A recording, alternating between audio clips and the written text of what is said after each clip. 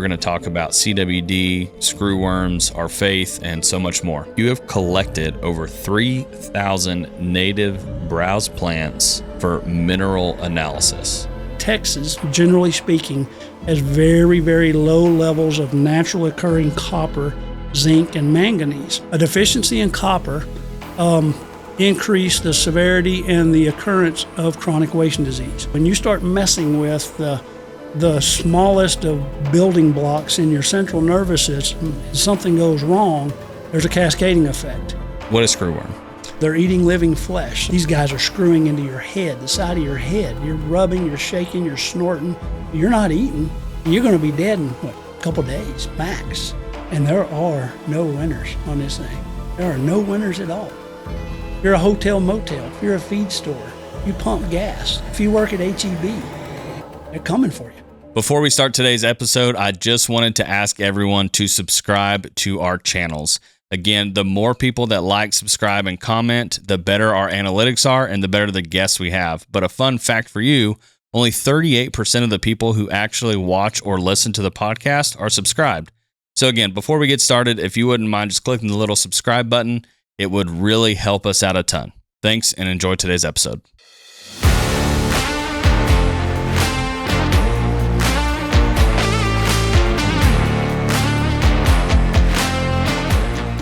Welcome back to the podcast. We've had lunch. We've had a wardrobe change, but that's mainly just not to confuse you. If you see a social clip or anything like that, you'll see the different clothes. It is the same two people. It is me and Macy Ledbetter. But even at lunch, we were talking about when our intention of doing this podcast, in general with the Droptine Studios Podcast, but specifically with Macy, is we want this to be educational. So we're hoping you got something from this. We said we hope people are listening to this in their truck while they're driving to work and they have to pull over to take notes. So if that you're getting any value from it, again, I'm going to ask every single time, please like, subscribe, share, comment, but let us know. Let us know if this is working and you're getting any educational stuff. We had over 30 questions in the original statement, and I think we got about halfway through them. So we're going to wrap up a lot of the questions that we didn't answer on the first podcast. And if you're hearing this podcast for the first time, there will be another podcast posted a week or two before this one. Go back and listen to it. I'm not going to give the background of Macy. We've already done that there. So this is just strictly going to be kind of a part two, but a little more in depth on certain things. We're going to go over some research he's done. We're going to talk about CWD, screwworms, our faith, and so much more. So coming back to this podcast now, we just kind of talked about it off camera, but you've done extensive research in your life, in your career. But one thing specifically, you have collected, let me read this so I say it correctly. You have collected over 3,000 native browse plants for mineral analysis. Why did you do that? Yes, sir. So that started in the early 2000s. Before CWD was really, even on the radar. So we did that in conjunction with Lycian Echo Feed. Been around since 1946. And we were trying to build a better deer feed. And of course, whitetail, but also mule deer. Mule deer hunting, mule deer management really had gotten popular in the late 90s and early 2000s. And the only option you had as a rancher with mule deer was to feed them whitetail rations. Clearly, they have nothing in common. A deer is not a deer is not a deer. And so one of them lives in the Rockies, in the mountains in the high elevation desert, and the other ones live in the lowlands of elsewhere of Texas. So I came up with the idea. I approached Ronnie Eccles, Lycian Eccles, and said, look, let's, and I'm a plant nerd. I'll back up. I'm a plant nerd. If you're going to raise animals, you need to understand what they eat, and they eat plants, in this case, browse plants. So I know my browse plants quite well. And they change through different soil types, through different ecoregions, that kind of stuff. So it's quite complex. When we're talking about the browse plants of Texas, it's hundreds and hundreds of different plants. Woody plants. We're not talking about trees. We're not talking about forbs. We're not talking about wildflowers. We're talking about woody browse plants. And that's kind of what a deer lives on, about 85-90% of his diet time of the year. So I approached Lycian Eccles. They agreed to it. And so I went out to different ranches and we collected samples of the most prevalent browse plant species on a given ranch. Now, that may not sound like much, but every ranch is created different because of the management, the ownership before it. So, could have been overgrazed, could have been root plowed, could have been burnt to a crisp, or could have been cleared. So, for example, in South Texas, the browse plant diversity could range from as low as 7 species of plants all the way up to about 28. That was kind of our range. And so what dictated that range between 7 and 28 different browse species that whitetail deer would feed on would be the owners before you. You could say your grandpa or your dad or the previous owner. So, the last 100 years of management influenced, or lack of management, influenced the plants that are living there today. And so obviously that's what the deer had access to. So I would spend the entire day on a property evaluating the diversity and then picking the plants, multiple samples from the same species of the plants throughout the property. And then we'd correlate that with soil types, because obviously the soil type dictates the plants that grow upon it. So think of it as your foundation of the house. You may have a nice house, but it was nothing without the foundation. Soil is the foundation of your plant community, and then the management thereof dictates survivability. So I would go and spend the whole day on a ranch, sometimes multiple days on a ranch, selecting the more preferred, abundant browse plants.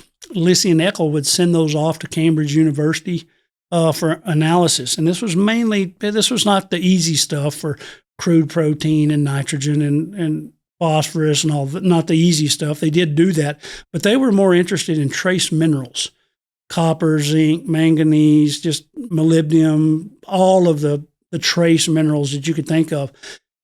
And I did it in every ecoregion, including West Texas. Did it all over the different mountain ranges of West Texas for mule deer, the panhandle population of mule deer, which is completely isolated and genetically separate from the West Texas herd.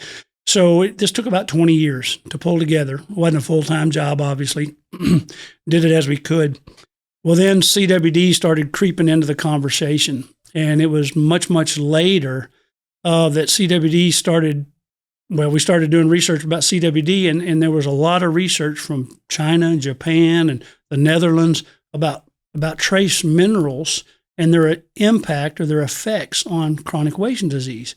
So we pulled our old records that we used to create a mule deer specific feed for Lissy and Eckel, and then also to create more geographical specific whitetail feed that Lissy and Eckel's produced based on those browse surveys that we collected. So we pulled all the samples. Now we're looking at the trace minerals, specifically copper, zinc, and manganese.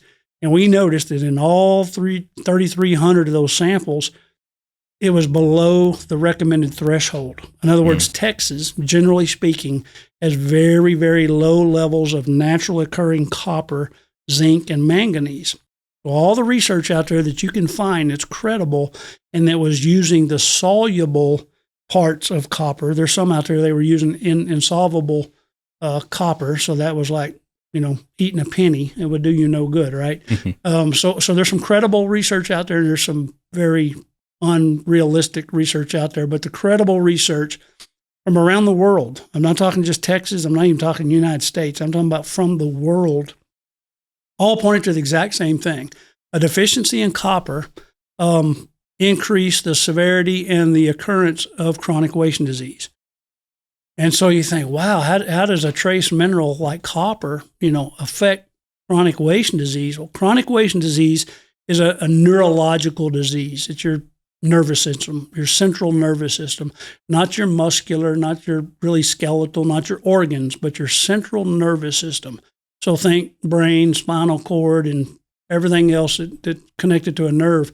Well, within those individual cells, the cell walls were made up of tiny, tiny little things called proteins.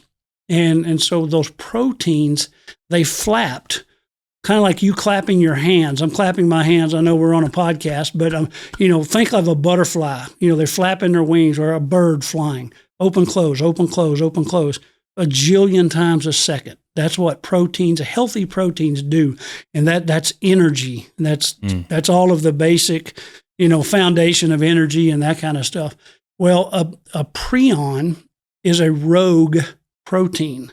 It has no innards, if you would. It's a rogue. So it enters the situation, and as that protein is clapping, opening, closing, fluttering back and forth, this rogue prion enters the situation, and it causes that flapping protein to stick or to misfold. And once one of them misfolds, the one next to it also misfolds. And then the one next to it also misfolds. And the next 10,000 next to it also misfold. You see what I mean? It's a chain reaction. It's a domino effect. And so copper, zinc, and manganese has the ability to provide optimum health and nutrition for the proteins. So if they were healthy and in good standing, the body could process anything that went wrong and ejected it. But when a prion came in that was rogue, that was disruptive, your immune system or the animal's immune system didn't recognize it. So he didn't expel it, right? It just slipped through the cracks. It was incognito, if you would. And so it began that chronic phase, or that phase of cascading of stuck or misfolded proteins. And then basically the cells and the nervous system starts locking up and misbehaving and acting silly. And so you can imagine this happens on the neuron level. We can't even show you a picture of it. It's not even a microscope, not even an atomic microscope. This is tiny, tiny stuff. But after some time, those impacted proteins add up. And so the name chronic indicates fatal, and then wasting means you're slowly declining, and then disease translates into it's communicable.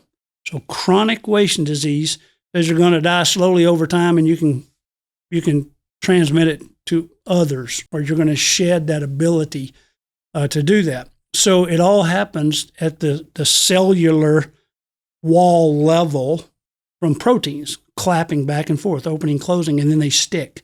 They either stick open or they stick closed. Most of them stick closed. And then that chain reaction causes all the others, and that's where the wheels fall off the cart. So a healthy one, again, is full of nutrition, full of energy, and just continues to flap open and close like God intended. So if they're under some kind of stress, and it could be nutritional, research has shown it could be genetic, and even some research is showing it could be environmental. But when you start messing with the smallest of building blocks in your central nervous system, and something goes wrong, there's a cascading effect. And so the impact is a loss of muscle control, inability to stand, swallow, feed, act normal, because your central nervous system has been hijacked, for lack of a better word. Right. So we go back to the plants all over Texas, including West Texas, and we look at those trace minerals that we had analyzed years earlier.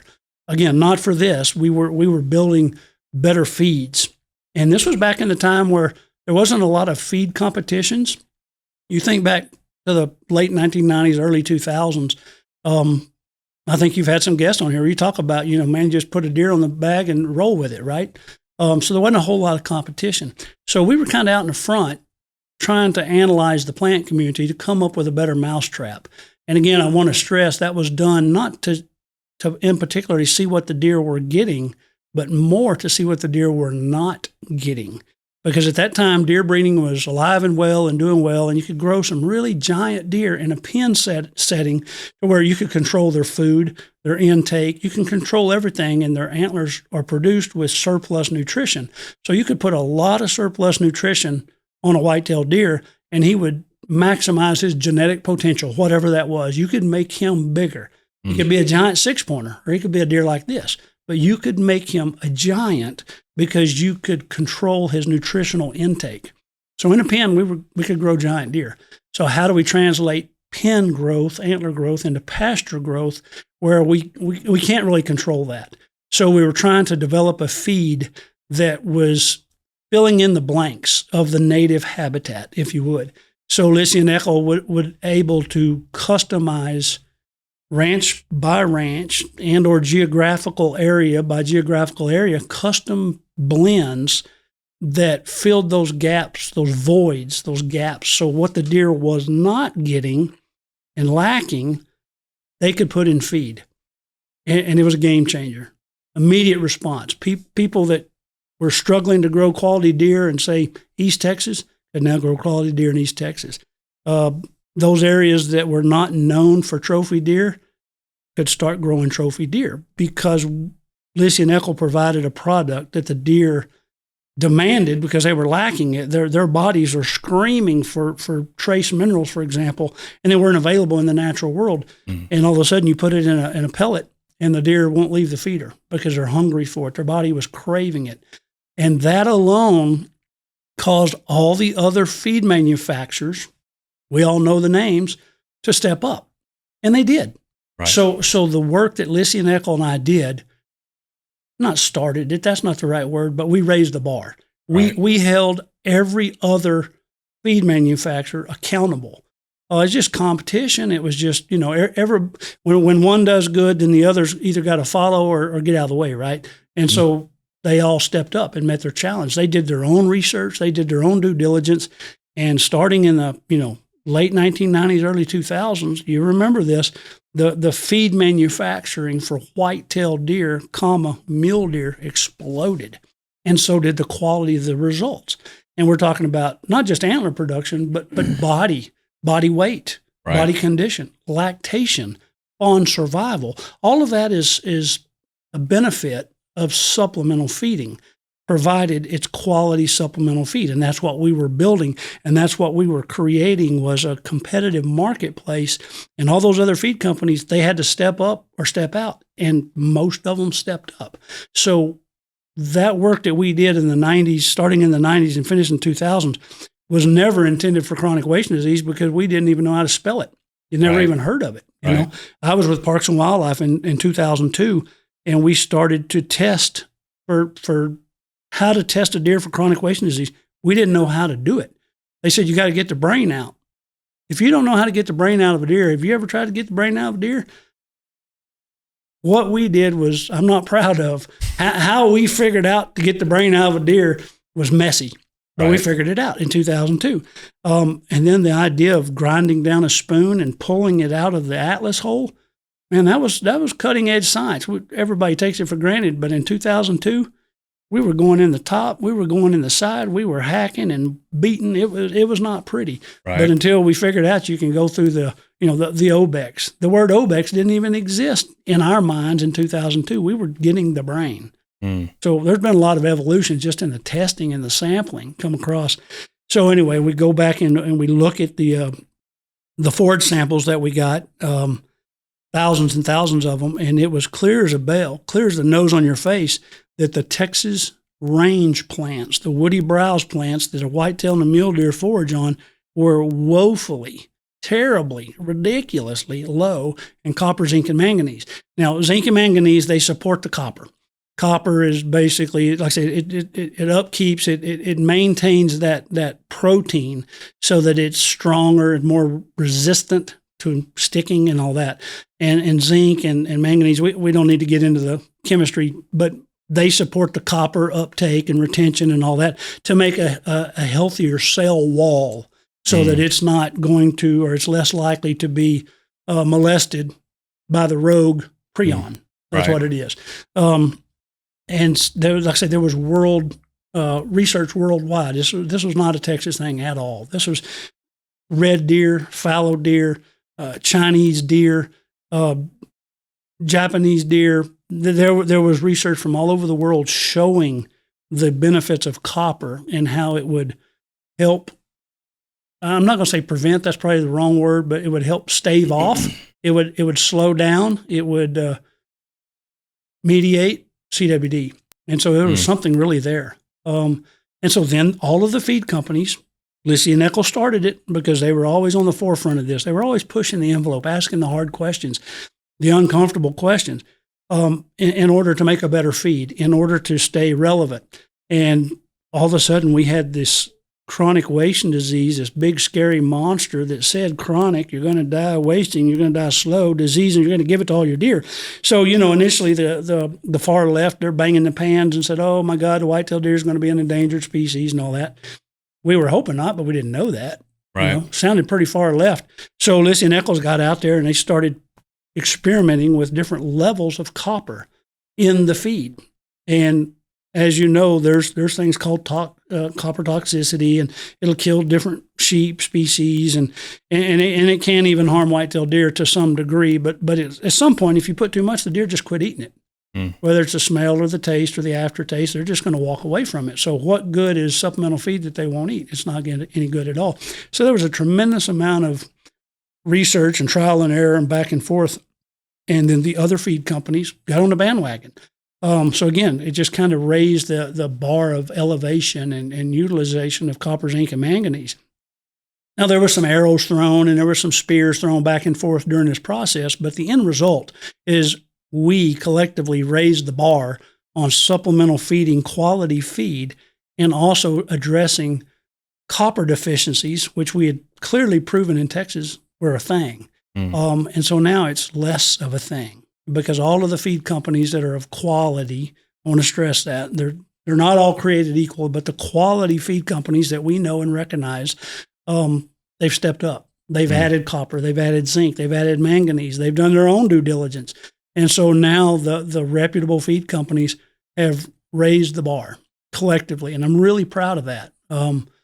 It's something we did as a coordinated effort, and I'm very proud of that. I'm not aware of another browse study statewide that comprehensive and that detailed. It may exist. I'm not aware of it. Sul Ross State University and Borderlands, they basically took that same template, if you would, and they expanded it in specifically just West Texas. So they have since, I don't remember, I think we had 60 or 80 plants in West Texas identified. They have since taken that football and identified 130 plants. But again, they're even after the little bitty plants, the rare and endangered plants. I was personally looking at the most average, common, what's a deer going to eat today? And I wasn't looking for the exceptions. I was looking for the averages. So I'm real proud of what they're doing. They have taken that ball and run with it. I would love to see it carried in other ecoregions and go even further because it just increases the body of knowledge. Right. And that's where everybody wins. There's no losers here. This is all about winning. So if you're a landowner, if you're a deer hunter, if you're a deer manager, if you're a wildlife biologist, you want to feed the best feed possible that will get your deer the best results possible. And if that's not your priority, you're in the wrong business. You need to go drive a dump truck or do something different because I don't think anybody would argue that, that's, BS or, that's snake oil science. It's not. It's absolutely not. And research the world over has proven that it's a major issue. And so now we have CWD that's really kind of, picked up momentum in places and different breeding.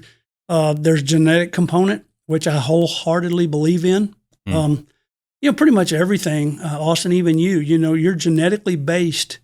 Your children, let's talk about your children. They're genetically based, but they're environmentally influenced. If your kids don't eat well and they have cavities, or they could develop health issues, their genetics is not going to change. Right. It's your mother. It's your wife and you, right? Those genetics aren't going to change. But it's also your parents and her parents. There's a genetic component to your children, but you can alter those genetics through their environment. You can starve those kids to death, and they won't grow up big, strong, and healthy. You can do that. I don't recommend it, but you can. So deer management, let's just keep talking about deer. It's genetically based, but environmentally influenced. So supplemental feed in browse plant studies, that's the environmental part. So deer breeders, Chris Seabury, breeding values, all of those, that's the genetic part, which is critical. But you got to have nutrition, which is critical to reach that genetic potential. But if you're living in a hellhole or if you're living under severe stress or anxiety, you're not ever going to get there. So it's genetically based and environmentally influenced. Nutrition's in there, but it's kind of in the middle. Right. See what I mean? So we can have a world record white-tailed deer, and I can grow him into a spike. I can starve him to death. I can break all 4 of his legs, and he'll never grow a good rack because he's nutritionally and environmentally starving to death because we broke his legs, right? Or he's starving to death. But he's world record. He has world record mama, world record daddy. You would think he's going to be the world record. I can make him a spike. I can make him a 24-inch spike. But he's going to be a big spike, but he's going to be a spike.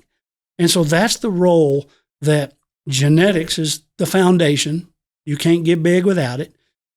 You probably are not going to get big on purpose without nutrition. There's always exceptions to the rules. There's always that one-off. But the environment in which that animal was conceived under, born under, raised under, and then ultimately lived under trumps it all.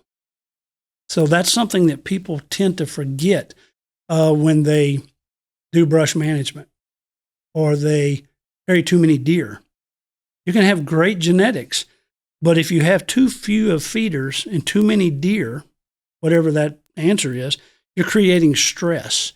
You're creating competition. So you're creating an environment that will not allow that animal to take advantage of that nutrition because there's too much competition to in turn realize his genetic potential. So it's a puzzle. See what I mean? It's all 3 of them. It's not 1, it's not 2, it's all 3 of them. So everything that we know about whitetail and mule deer is genetically based, then nutritionally influenced, but ultimately environmentally influenced. And so that's what CWD is showing to be. It can be genetics. Dr. Chris Seabury has proven that without a doubt in my mind. He's done a wonderful job of that. The deer breeders are breeding for or against, CWD, I guess. Right. And that's proven. It's showing that it's effective. They're doing it in reindeer in Canada. I got a call a while back to do some work. Go to Canada and do some work on captive reindeer because they want to breed CWD down or out Canadian reindeer. That's pretty cool because they even know it works. Right. So anyway, genetically based, environmentally influenced. And so that's the whole idea of the plant studies that we talked about, 3,300 plants. It was done for nutrition, and then it ended up really being beneficial based on CWD. So CWD, I told you I was with Parks and Wildlife in 2002. We started looking for it. And then it was some years later, that the mule deer tested positive out in the Waco Mountains. The reason that was done, a lot of people lose this in the literature, but I lived it. I was there on the front row, was landowners in West Texas wanted to create a mule deer DMP. So you remember the whitetail DMP had been going on for about 10 years prior to this time. So just in case someone's listening, what is DMP and how does that work? DMP is an acronym, stands for Deer Management Permit. So in a nutshell, you can build a pen, high fence pen, that's at least 5 acres in size, and you can trap up to 20 does and up to 1 buck. So you get to control the buck, the sire. Remember that conversation we had previous podcast about, do you like that buck, yes or no? Do I want to see more of him, yes or no? Well, if you answered yes to either one of those questions, go put that buck in that pen, and he's going to breed all those does. Now, we capped it at 20 because at that time, we weren't sure how many does 1 buck physically could breed a doe. We thought we knew. The deer breeders said, well, it kind of between here and there and yonder because they experimented it long before we did. So they said, I probably wouldn't put any more than 20. And then we had other research, like out of Mason Mountain, who breeds who, that kind of stuff, says, well, in the wild, they breed 3 or 4. But this isn't in the wild. This is in a pen. So we put up to 20. That was the verbiage, still there today, 20-something years later, up to 20 does. So you get to pick the buck. You don't really know about the does, but you know something about the buck. Put him in there, and he breeds them. And so it's selective breeding. It's culling in reverse, right? Mm-hmm. Culling in reverse. I want the biggest, best buck that I like for whatever reason. Doesn't matter. It's a personal choice. And then I'm going to breed the 20 random does. I don't know anything about the does because I can't see their genetics, but I'm going to take a crapshoot. And boy, it's been a great program. And so right now there's almost 400 different ranches statewide that utilize this permit. So it's a great management tool. Now, because of CWD, Parks and Wildlife kind of changed the rules, and now it's only for high fence ranches. Historically, you could do it on low fence ranches. So anyways. What does that matter? If it's high fence, low fence, what was their justification? Yeah, let me know when you get the answer. The real answer. Yeah. When you get the biological answer, would you call me and let me know? Because I don't know. As a professional, I don't know. Interesting. Yeah. So they immediately said low fence guys can't do it. We're going to pick winners and losers. So high fence guys, you can do it. Low fence guys, you're out. Doesn't matter if it's 100,000 acres, 200,000 acres, doesn't matter. You're out. Like, oh, okay. So the mule deer guys, they have nothing. They have MLDP. We talked about that, managed land deer permit, so they can shoot their mule deer early for culling purposes and reduce individual bag limits, but that's all they had. And so the mule deer guys are like, hey, what about us out here in West Texas? We'd like to do a DMP for mule deer. And that met a lot of resistance. Arguably, mule deer need it more than whitetail. Absolutely. The mule deer population at that time was growing, but it was struggling. It was because supplemental feeding for mule deer in earnest didn't start because people didn't want to use whitetail feed on mule deer because they knew it was a radically different animal, terrain, everything. So there wasn't a whole lot. There was some, but I'm just talking general terms here. There was not a lot of widespread mule deer supplementation, short of some cottonseed, some alfalfa, pivot farmland, stuff like that. But I'm talking about a feeder. Very little of that went on at that point in time. So again, Lissy and Echo met the challenge, and they created mule deer specific feed because of the research that we did. And again, other feed companies followed. So we raised the bar. We helped the industry as a whole, from Texas to stem to stern of Texas. And I'm proud of that. Really, really proud of what we were able to accomplish with that. And it's been nothing but positive. So Parks and Wildlife and some of the purists of West Texas did not want any high fencing in West Texas. Well, during this argumentative stage, New Mexico Fish and Game reached out to Parks and Wildlife on multiple occasions and said, guys, there's a mountain range that comes out of New Mexico. And when it gets into Texas, it's called the Waco Mountain Range. And we're detecting high prevalence of mule deer with chronic wasting disease. And we're like, yeah, whatever. It's out there in far West Texas. It's in the Waco Mountains. There's very few deer out there. There's almost no hunting out there unless you're chasing an aoudad or an elk, right? And so it's like, yeah, whatever. So this notification from New Mexico Fish and Game to Texas Parks and Wildlife went on for a long time. I was privy to some of the emails. So anyway, it's in the summertime. Texas legislature's in session, and a big group of landowners got together, including a couple of the associations, and petitioned the legislatures, just like they had earlier done for the MLD program that we talked about earlier, that Parks and Wildlife was against. Now they were for, but at the time, they said, we want the legislator to force Parks and Wildlife to create a DMP permit for mule deer. And Parks and Wildlife refused. And they said at the time, and I quote, the executive director at the time, and I quote, he said, we don't want the mule deer to go the way of the whitetail. And I've almost gotten a T-shirt with that because it just burned in my mind that I couldn't believe that somebody in that position would say that, because the whitetail deer was just exploding, hunting, leases, prices, everything. Right. It was just a boom to all of the communities, especially the small rural communities. Jobs were, appearing out of nowhere, hunting operations, out-of-state hunting license sales. I mean, it was just booming. And the executive director said, we, talking about the state agency, don't want the mule deer to go to the way of the whitetail. And I couldn't believe it. I almost fell out of my chair. And that was a powerful statement in my life. So about 2-3 weeks later, Parks and Wildlife sends some friends out to the Waco Mountains where they knew mule deer existed with CWD because they had been tipped off for a year or two earlier. And so they shot nearly a dozen pregnant mule deer. This is July, August, 120 degrees. And so that's how hard they wanted to fight this.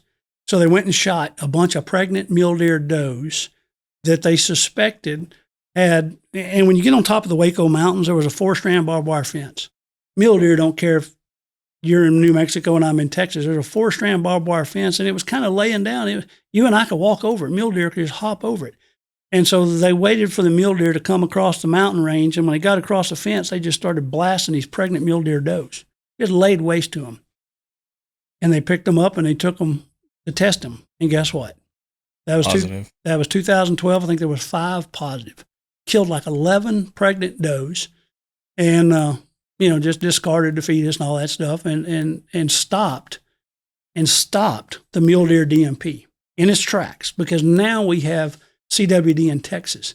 So they really showed the landowners of West Texas, and they were right. They didn't want the whitetail to go the way of the mule deer. So the first mule deer was found purposely with CWD on purpose. They knew about it. They didn't react. They just sat on it until they were getting their butt beat at the legislature, and they were forced to go out there and shoot pregnant does to have them tested to find CWD, to then go back to the state legislature and says, we can't confine these animals. We can't move these animals because now we have chronic wasting disease. So we knew about chronic wasting disease since 2002. Took them a decade to go out there and stop it.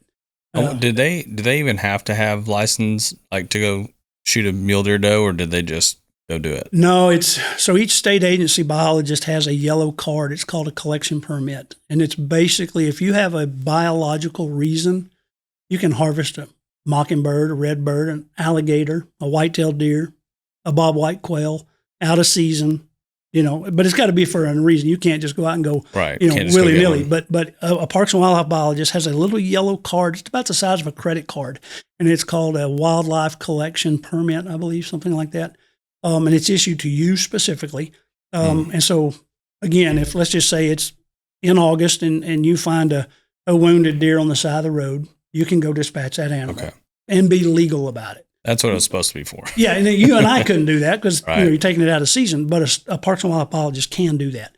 And so they did. They had a legitimate concern, disease monitoring and all of that stuff, but they knew exactly where the animals were. They had been told a year or so in advance. So they went out there. So they couldn't wait for fawning season. They couldn't wait for opening hunting season because the legislature was in session now, and they were getting drugged down a road they didn't want to go. So they ran out there and shot these deer. They couldn't wait for hunting season. They couldn't wait for them to fawn. They shot these pregnant does and tested them. And sure enough, they found 5 positives. So then they were able to throw up our hands and say, oh, we can't do this permit because of chronic wasting disease. And they won. So there's not a permit for mule deer DMP because Parks and Wildlife went out there and stopped it by finding CWD. Now, a lot of people don't know that story, but I was on the front row. I was there. I mean, not in the Waco Mountains, but right. I was there. So when they do that, do they have to document it? Because the conspiracy theory in me goes, well, how do we know they just didn't kill a whole bunch of does and these are just the first ones they found positive? Yeah, that's a good point. But it wasn't just Parks and Wildlife only. There was some Parks and Wildlife friends, and there were some other association friends that happened to have leases on some of that property. And so it was a band of other people, not just state agency. Right. So there were other witnesses, there were other participants that weren't solely state agency. Okay. But it was no doubt a coordinated, specific endeavor to stop the mule deer permit from ever happening. And it worked. It stopped it dead in its tracks and it's never been back. Because they say, well, we don't want to commingle or we don't want to combine these mule deer in a pen situation. So today, landowners in West Texas only can use supplemental feed and only the MLDE permit for culling. Because as we discussed in a previous podcast, culling works very well when done correctly. So do you think there's any hope that would ever happen to have DMP pens for mule deer? Not under this administration. No. If we had a regime change and a staffing reorganization or something, maybe. But under what's there today, no. Man.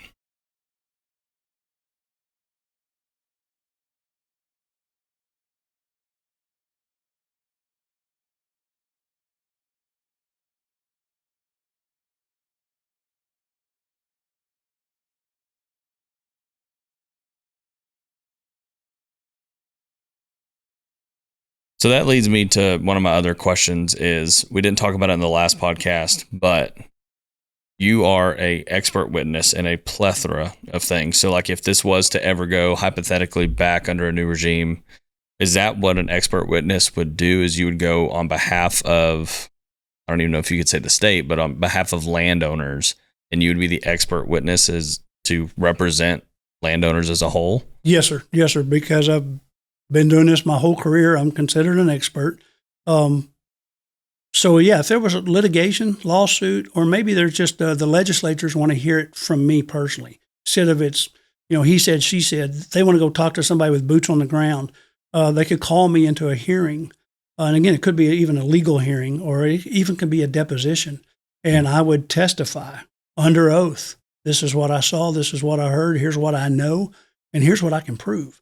And so that process is called expert witness testimony. So when we're talking about mule deer in West Texas and DMP and CWD, I'm considered an expert.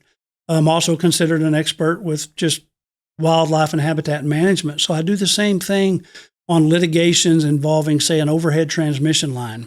Right now, there's a really big push, to bolster the electrical grid. And we have the data centers coming online. Data centers take a tremendous amount of electricity. And currently, the Texas grid, generally speaking, is not there. It needs to be bolstered. Well, to bolster it, they have to run these huge overhead transmission lines, the big towers, from point A to point B. And that's right now, that's going through a lot of rangeland.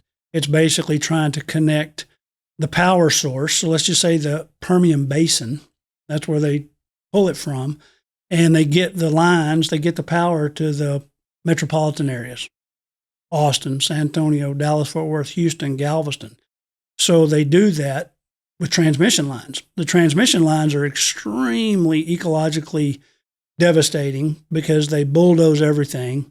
The 300-year-old oak tree, the Indian burial mounds, they cross rivers, they bore under rivers, they bulldoze every living thing in sight, mulch it, crush the rocks. They go up and down the hills. They're not terribly concerned with erosion and water runoff, and very, very ecologically damaging to put in these giant towers. They drill holes in the ground, put a concrete base, much like a wind turbine, if you would. And then these towers are sticking up, 200 plus foot high. Now they're a buzzard roost, if you would. They're an aerial nuisance for migratory birds and just all the birds. Aircraft, law enforcement, agriculture aircraft, crop dusters, helicopters, thermal drones, all of that stuff. So, and they're coming right through the wild lands of Texas. They're with no regard. They don't try to put it on the property line. They don't try to go down a roadway, an existing roadway. They don't try to go along an existing pipeline that's already been destroyed. They just go from point A to point B, and they make a straight line because it's cheaper for them. So they just draw a straight line and say, all right, here we are. And they don't care. They don't care any ecological processes. And you were talking about family heritage and teaching your kids and habitat fragmentation. They don't care. They just bulldoze everything. So it's an ecological disaster. It's an ecological nightmare when they show up on your ranch, and it impacts the wildlife. It impacts the livestock, and it impacts the people that live nearby. A lot of problems with that. So I'm called in to write reports, give testimony, give examples, give photographs to represent the landowners, the wildlife, and the habitat that is going to be impacted. And so, again, modernization and improvements and data centers and AI, it's coming. And so we're seeing a lot of that right now in Texas, and it's going across Texas from west to east, or say northwest to southeast, and it's devastating some properties.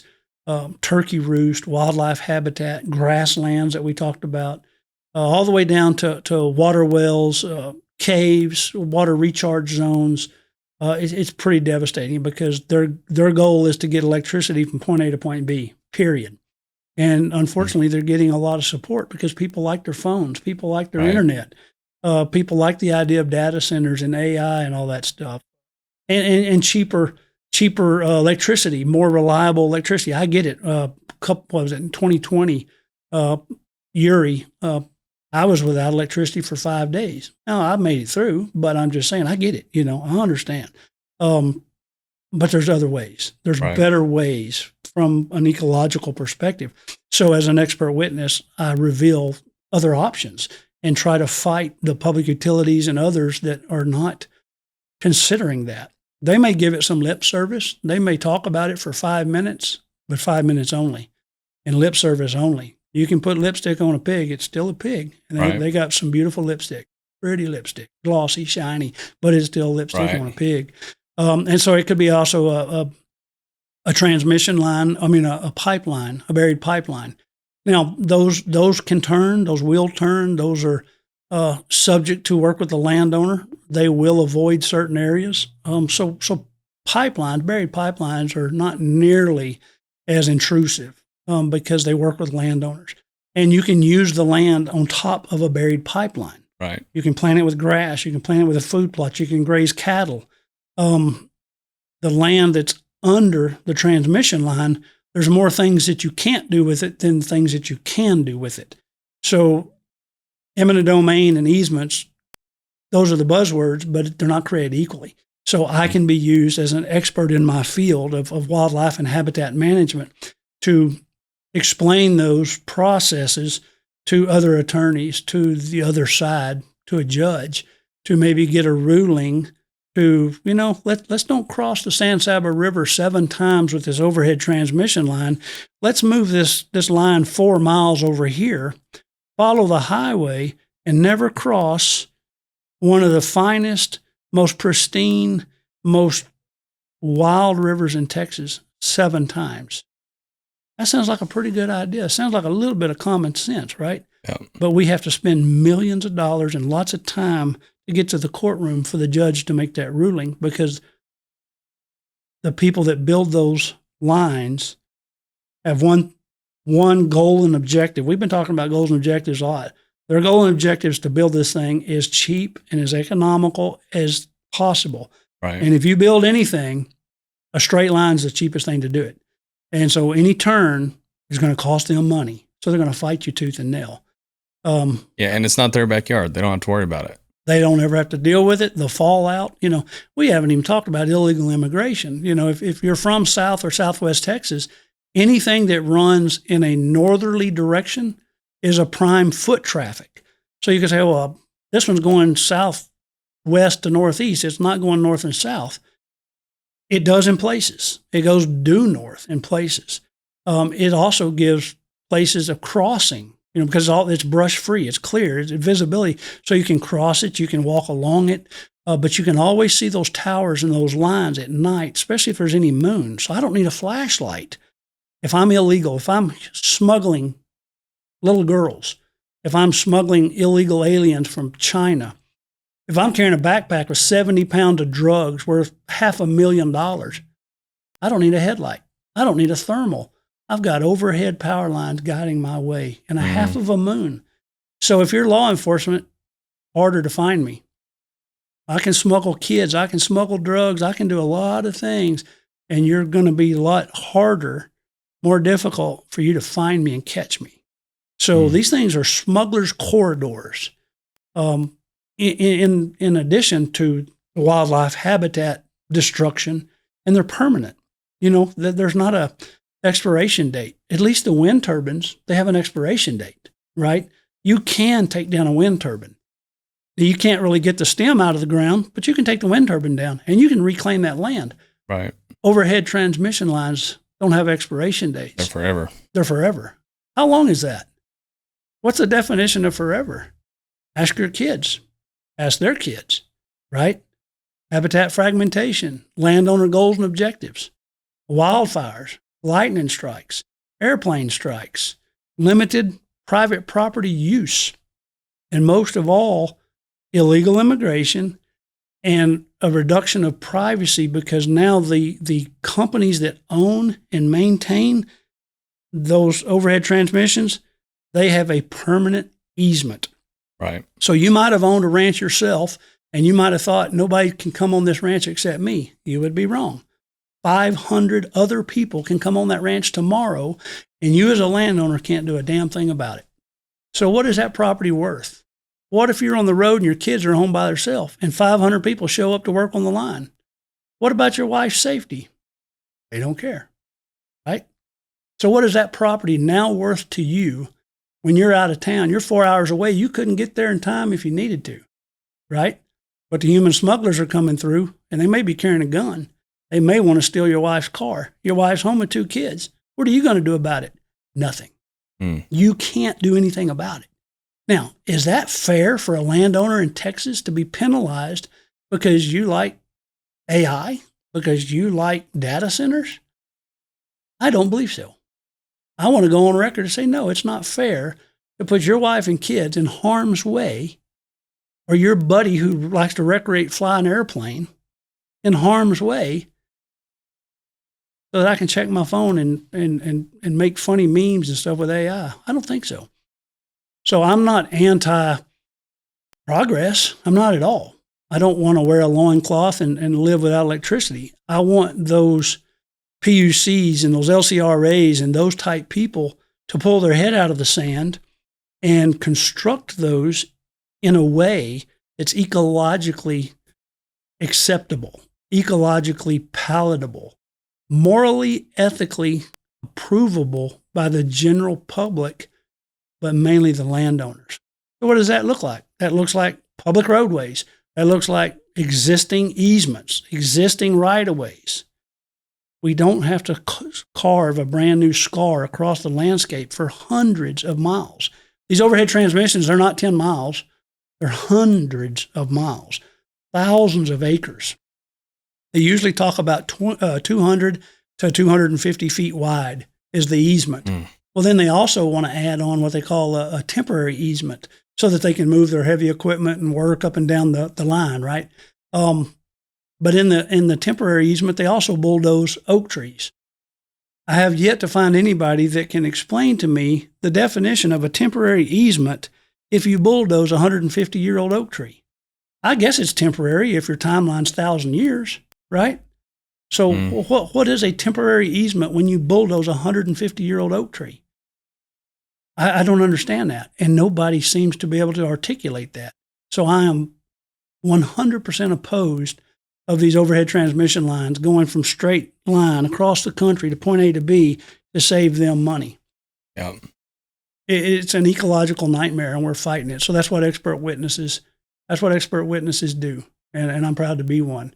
And I hope and pray that calmer heads and common sense one day rules, because they're not right now. Absolutely not. So. Yeah.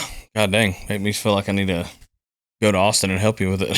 But yeah, I'm glad and I'm honored that you're representing all of landowners and you're the expert witness for it, because I personally don't know anyone else who would be in a better position to do so. And so with that, kind of tie this back to what we talked about earlier. When someone is listening to this and they don't understand, I know this was a huge curveball to tie back to here now, but let's kind of go into the CWD section of, you helped initiate being able to do a live test of CWD. Because beforehand we were talking about, like, you had to dispatch the deer, take the brainstem, lymph nodes, other things like that. Why is a live test relevant, and how did it work, and how was your process being involved with that? Yeah, so initially, the only way to test for a CWD, as you mentioned, was through the brainstem, the obex. And the lymph nodes weren't even involved early on. It was just lymph node. And so you had to kill the animal. Could have been bottle-raised deer. Could have been a tame deer. Could have been the healthiest deer, biggest deer. Could have been a deer like this, beautiful deer, herd sire. It didn't matter. You had to kill him. You had to cut his head off. Let's just call it what it is. You had to execute the deer. You had to cut his head off to reach the obex, only to get the test result back as your deer was not infected. You can see that quite well. As big, fat, robust deer, or as a doe raising twins, Clearly there was not a lot of neurological issues going on. But we had to kill them. We had to cut their head off, only to learn that they were healthy. They were not CWD positive. And so this went on. So my client, a very good client of mine, was CWD positive number 2. So the first case showed up in Medina County. on a ranch in Medina County. So this was after this is whitetail deer. Let's back up. The very first case in 2012 were those mule deer in West Texas we talked about. And then in whitetail deer, the first case was in Medina County in a deer breeder situation. Well, my client had recently purchased deer from that facility that was positive. And he had a big number of deer. I want to say a dozen. Let's say he had bought like a dozen yearling bucks from this positive number one. And so some of these bucks got in a fight, as bucks do, and they locked their horns up and they both died. So just as regulatory testing, the two dead bucks that he had just purchased from Medina County, he sent their brain stems off to be tested, and one of them came back as positive. So he's deer number two, facility number two in whitetail deer. All of a sudden we see, hysteria going on, right? We now have a problem. And so everybody related to those two ranches had to go out and kill the deer that had contact with them. And all of those deer came back negative. But we killed a big number, under 100, but a big number. And so in my whole mind, in my whole being, I knew there had to be a better way, better mousetrap than to cut the head off a deer just to prove that it was healthy. When you could look at it, when there had to be modern technology, there had to be some way. So that number two facility, my client had about 75 deer, and Parks and Wildlife Animal Health Commission wanted to kill all of them.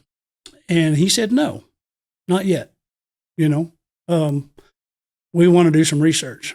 So I made some phone calls to Texas A&M, Dr. Walt Cook, good friend of mine, close friend of mine. I think at that time he was way up on the chain of command of the veterinary school, and so he came down, and Dr. Bob Dittmeyer is a good friend of mine, Parks and Wildlife veterinarian at that time, very good friend of mine. I knew Dr. Bob for many years. Invited him. We invited USDA and Texas Animal Health Commission to this facility that was positive. And there's like 10 bucks left in this pen where these two had died and one had turned positive. And so we didn't want to kill them. So we brought them into the working facility. We darted them. And we did everything imaginable and a little bit of things maybe unimaginable to these deer in the eyes of research.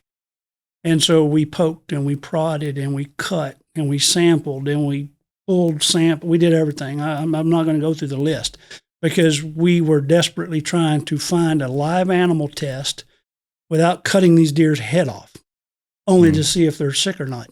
They didn't look sick. I went there for 2 months straight. I went there once a week and took pictures of these deer. Because remember, chronic wasting disease. I was going to be the first person to document wasting. Nobody had ever done that, ever. You saw a sick deer slobbering, walking in circles from Wisconsin. But what did that deer look like last week, 2 weeks ago, 6 months ago? What did that deer look like last year? It had never been done. I was going to be the first one. So every week for months, I went there and I photographed all 10 of these bucks. They had ear tags. They were in a pen. And I was going to document the wasting disease. 2 months into it, as a trained biologist, as an animal scientist, zero. Absolutely zero visual to that. So anyway, back to the story. Invited all of the people to the handling facility, and we knocked these deer out. And we started pulling tonsils. We did rectal. We did liver. We were doing surgery on live anesthetized deer. We were pulling liver samples, kidney samples, fat samples. We were taking eye retina juice samples. We were taking nostrils. We were going into the inner ear. Dude, we were doing everything and then some in the eyes of science. And we're reversing the deer and putting them right back in their pen. And this went on for 2 or 3 or 4 months. We had to get a temporary restraining order because Parks and Wildlife and Animal Health Commission wanted to rush out and kill these deer. And we didn't want to kill the deer. We wanted to figure it out. Well, Dr. Walt Cook would take all of these different samples that we were torturing these deer with in the name of science to keep them alive. We were torturing them. He took them back and he did the different research at Texas A&M, and we started finding positives on live deer. We didn't have to cut their head off. So we would bring those animals back a week or two later and do other sampling things, more enhanced sampling. And so we could start identifying that these 2 or these 3 were positive according to this sample. And so we just kept poking and prodding and cutting and sewing and stitching and doing everything in the eyes of science, and then putting them back in the pen. And I kept photographing them. I was going to document wasting. And I hadn't seen it yet. They were still big and fat and healthy. So some months later, we finally got an ultimatum from Parks and Wildlife saying, basically that's where I think it was the USDA maybe or somebody, they offered, was a condemnation payment or, we'll pay you to kill these animals. Otherwise, we're just going to come kill them and you're going to lose money. And at this point, we were into it months and months and months. And we found the tonsil was a very, at that time, inobtrusive way, and it was showing positive. Well, deer have two tonsils, so we were testing one tonsil against the next. Well, in that time, we realized that deer were showing positive signs in the rectum, and we were able to trace it. It was kind of going basically down their spine to the rectum first, and the tonsils last, and the brainstem last. So all this time, we were told the gold standard for CWD was to lop a deer's head off and pull his brain out, right? And our research said that's the last place it shows up. So we were killing deer and testing them that likely could have been positive, but we just killed them and cut their head off before the disease, the wasting, all that showed up with test sampling methods that they were using. And again, those were experimenting too. That right. was not like it is now. This was in the infancy. This was deer number 2, facility number 2, whitetail deer number 2 in the state of Texas. And we started finding 4 and 5 and 6 more positives, and we would keep them alive, bring them back in and do other things. So we were able to document kind of the route of the testing that should go. And the OBEX was the last way. When Parks and Wildlife said that was the gold standard, that's the only way. We documented it's the last way. So because we had USDA, because we had Texas Animal Health Commission, because we had Parks and Wildlife there, they validated the process. You see what I mean? They were there. They participated. They saw it with their own eyes. They were in the room when this happened. And so it became an approved or an allowed technique. So then the industry was in a tizzy by this time. Right. Because, like I say, the naysayers were saying, oh, whitetail deer are going to be extinct and, all this stuff. And, don't eat it. You'll starve to death. Your kids will die. I mean, it was just crazy stuff. And so it was a fever pitch at this time. This was 2015, by the way. And so anyway, we went statewide and started doing live animal tests. And I believe that kept the breeding industry afloat. Because, again, prior to that, you had to cut the heads off just to determine they didn't have CWD. So there's live animal test. And then other countries, Canada, Korea, other countries started using the same technique, not just on whitetail deer, but on other animals. And it was starting to show signs of working.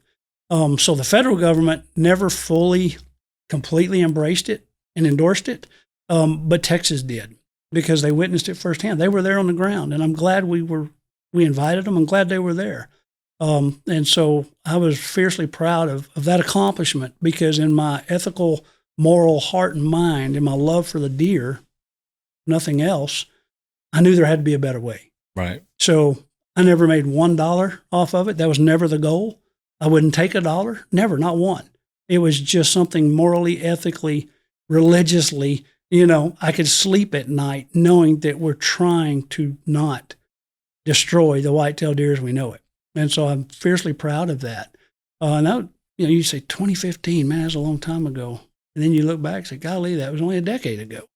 And now there's been, 500,000 deer live tested, Yeah. And so rules and regulations change and evolve, and we could debate that for days on end. But I'm just saying the live animal testing was done on deer number 2, facility number 2 in Texas.